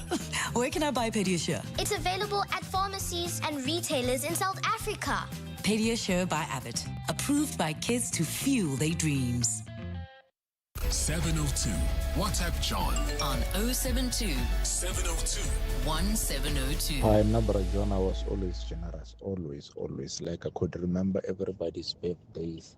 I knew what they want. I could get them exactly what would be maybe on their top 100 as a gift, And I've realized, no, you're giving out so much, but you're never getting anything back, And especially ever since that time of COVID. I've learned that when I had COVID, nobody, even a phone call, checked on me, but they knew. After I recovered, they always said that, COVID, but none of them checked up on me. From that time onwards, I stopped. John and the 702 listeners and the team of 702, well, gifting, it's a mission, For me, when I'm gifting, my spouse is only receiving. But I never do receive, John. I never do receive any gifts. And the guy that gives money, I wish I was his relative because I would have been gifted with money. Well, just enjoy your day, guys. Have a lovely evening. Thank you, EB. Good afternoon, John and the team. John, I think my generosity and kindness regarding gifting is just inexhaustible. I don't expect anything in return. And I think the more one grows older, the more you actually realize that there's more to life than wanting to, being in the receiving end all the time. So yeah, I'm a gifter, and yeah, I just don't expect anything in return. It's just in me. Joel from Kempton Park, have a splendid afternoon.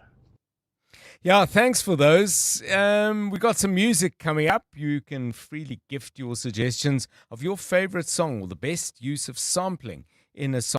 Please send them to 072 702 1702. 19 minutes to 6. EWN Sport. Yeah, a lot of emotion, when you go into a World Cup. Andy Robertson, Scotland captain, getting a special message, Tola Kele. Absolutely, John, and it came from Diogo Jota's widow, who's urged him to carry his former Liverpool teammate in his heart. That's when he lives out their dream of playing at the World Cup.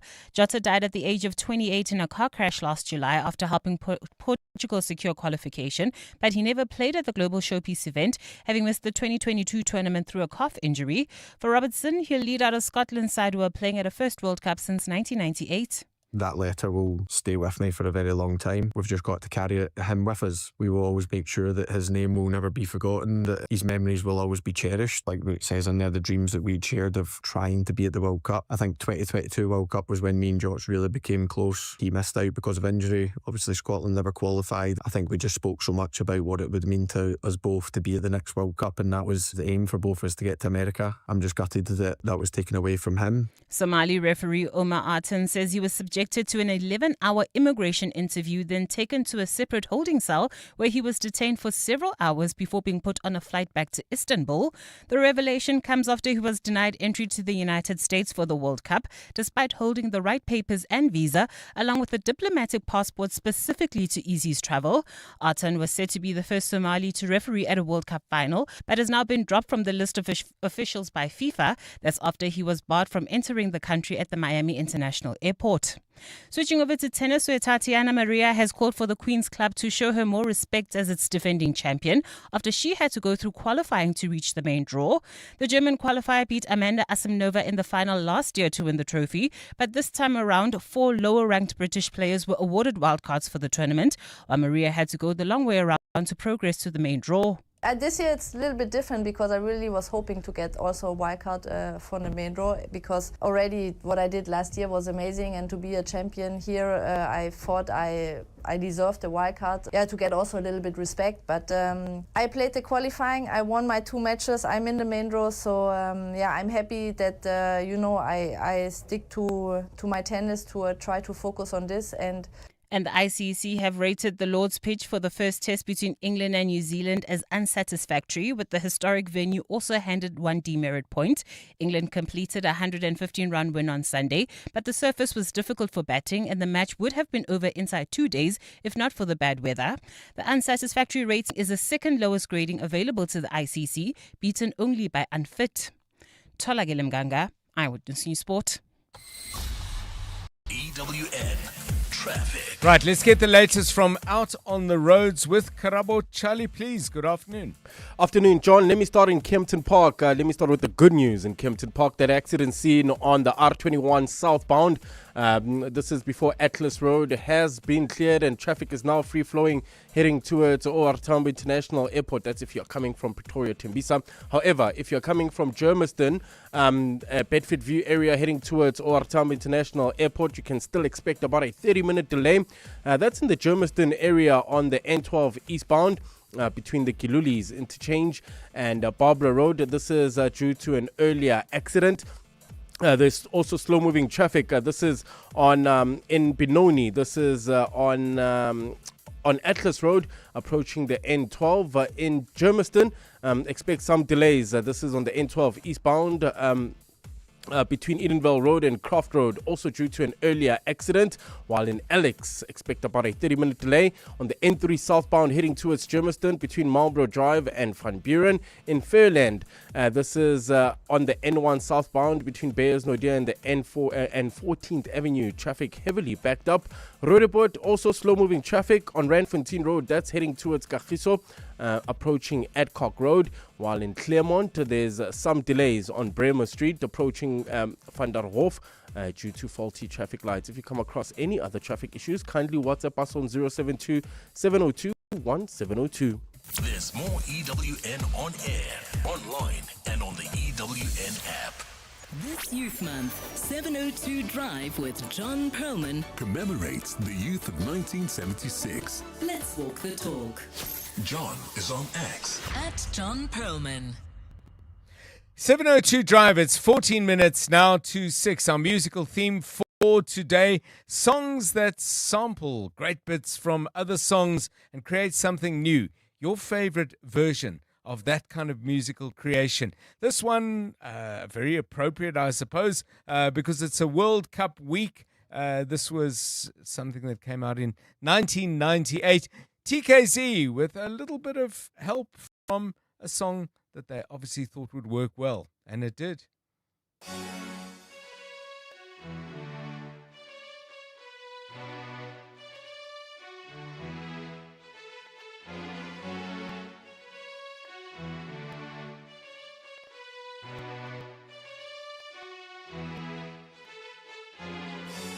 TKZ and Ben Chibombo. Peace.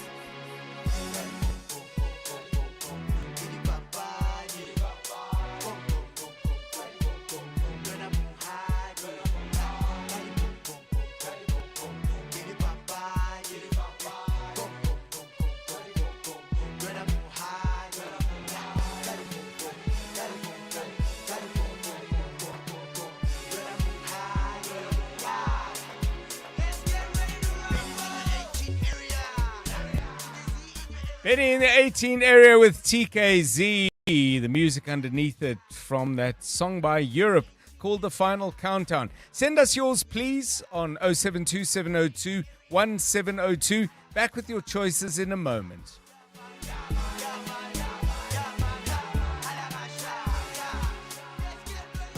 Africa Milani. Weekday mornings, 4 to 6. From your inquiries and perhaps anecdotal conversations, how much of a factor do you think illegal migration issues are going to play in the upcoming local government elections? Not much. All this has to do with the timing. If what we currently see builds up to continues at the same rate, then definitely that will have a huge impact. Remember, immigration shapes the mood, whereas service delivery issues still determine how people vote. Professor Setua Matebesi.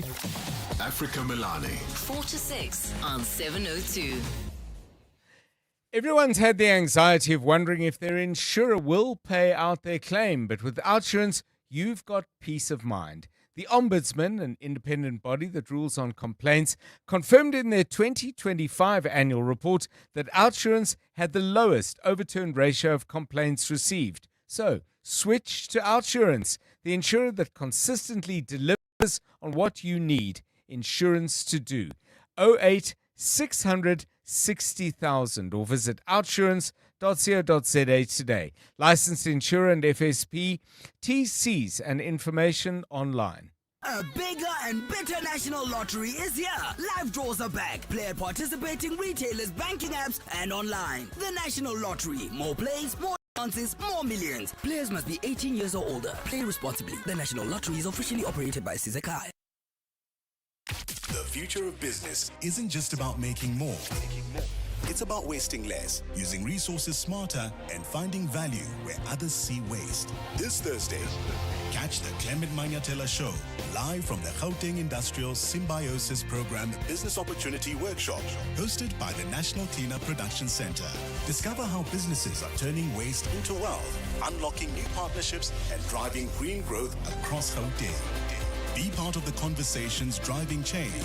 This Thursday, live on the Clement Manyatela Show, brought to you by the Gauteng Department of Environment on 702. 702. WhatsApp John on 072 702 1702. Hello there, Bro John. Hey, I love the songs that you choose lately. There's a song by Mzeke and I think Zoe. It's Mzeke, I'm Scared of You is the original producer. I think it's Womack and Womack or something. Baby, I'm Scared of You. Listen to the version. Come Zeke, Baba. Yes! That's what makes me a true South African. Ha! Jeff Mpinga in the VAR. Hi, John. This is Knowledge from Benoni. And I'm not sure if this is what you call sampling, but I really appreciate the song Rise from Gabriel and the way that it sampled that background tune by Bob Dylan, Knocking on Heaven's Door. I hope I got that right. Rise by Gabriel.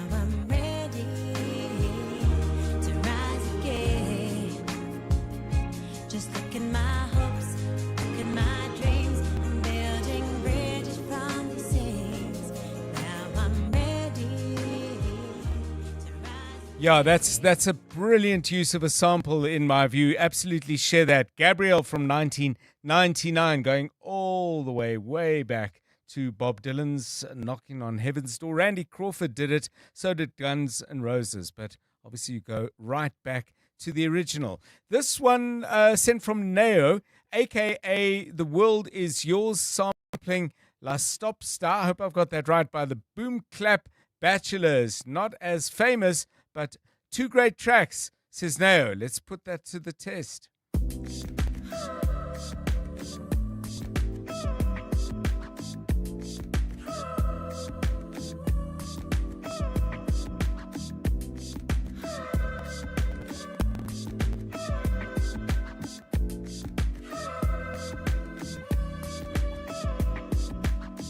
You played it safe, I raised the bar, amazing grace. I praise the Lord, Versace store. The world is yours, Monate so.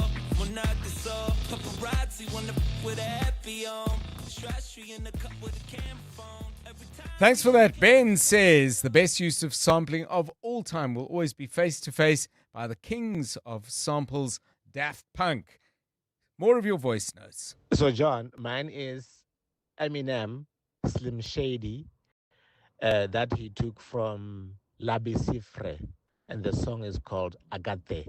So when you leave the song of Labesifre to play towards the end, you will hear then the instrument where Eminem took the Slim Shady song from. Beautiful song. Hey John, the song that comes to mind is Keith Sweat's "Twisted."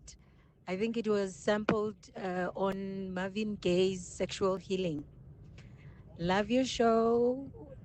It goes, you know you want my love. Do do do do dun dun dun dun dun. Have a good afternoon. You got to make your mind up.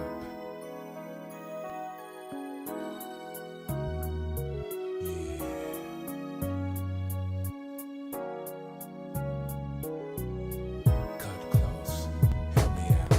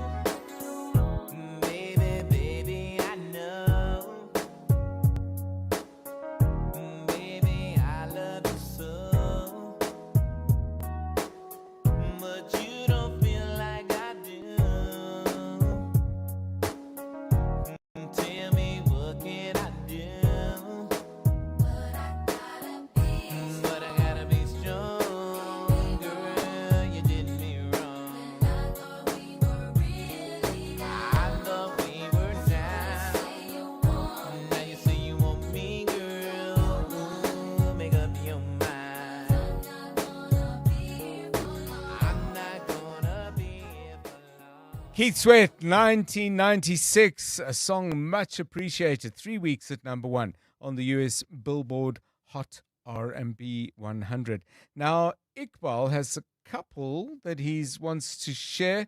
It Was a Good Day by Ice Cube, sampled from the 1977 Isley Brothers song. And at that point, my screen jumps, which is never a good thing.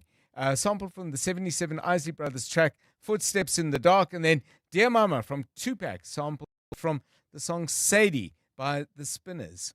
Hi John, Vich here from yesterday's Pretoria. In terms of sampling, what comes to mind for me is, I think it's Dr. Malinga's Simporomporompo. That sampling that was taken from the Brothers Johnson. They had a disco beat, I think it was in the 80s, called Stomp. I think that comes to mind. Enjoy a great show as always. Enjoy the evening. Thanks. Bye.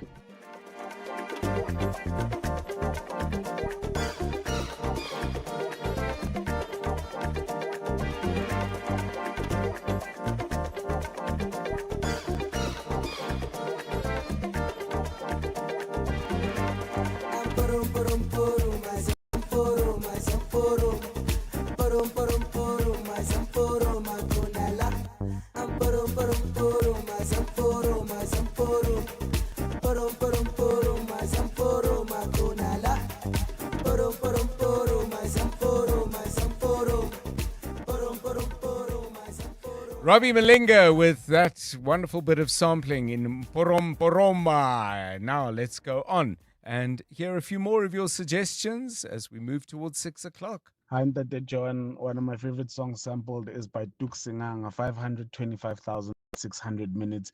I don't know the original, but I know it was a sample. That is an awesome song, man. Proudly South African right there. Hi, John. Even Shakira sampled the Waka Waka song. The intro is a sample as well.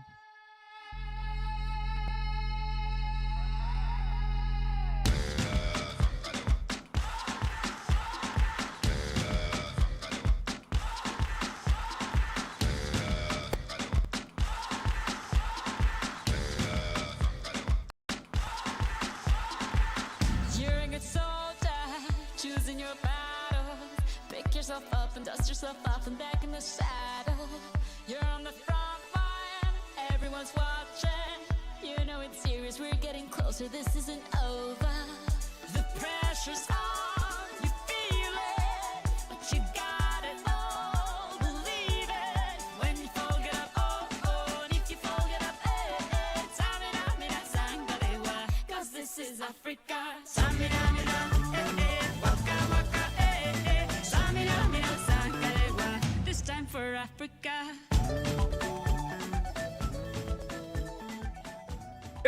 .702 Drive, coming to the close of the show with lots of fabulous examples of sampling. I'd called up a list of somebody, I think it put together 50 best samples. I didn't need it at all because you've continued to send in some wonderful, wonderful songs for us.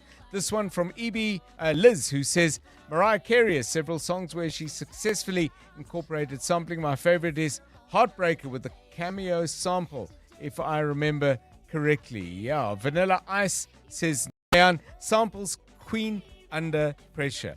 We're under no pressure because we're almost done with 702 Drive. There is the Money Show to come, of course. Have a wonderful Tuesday. Good night.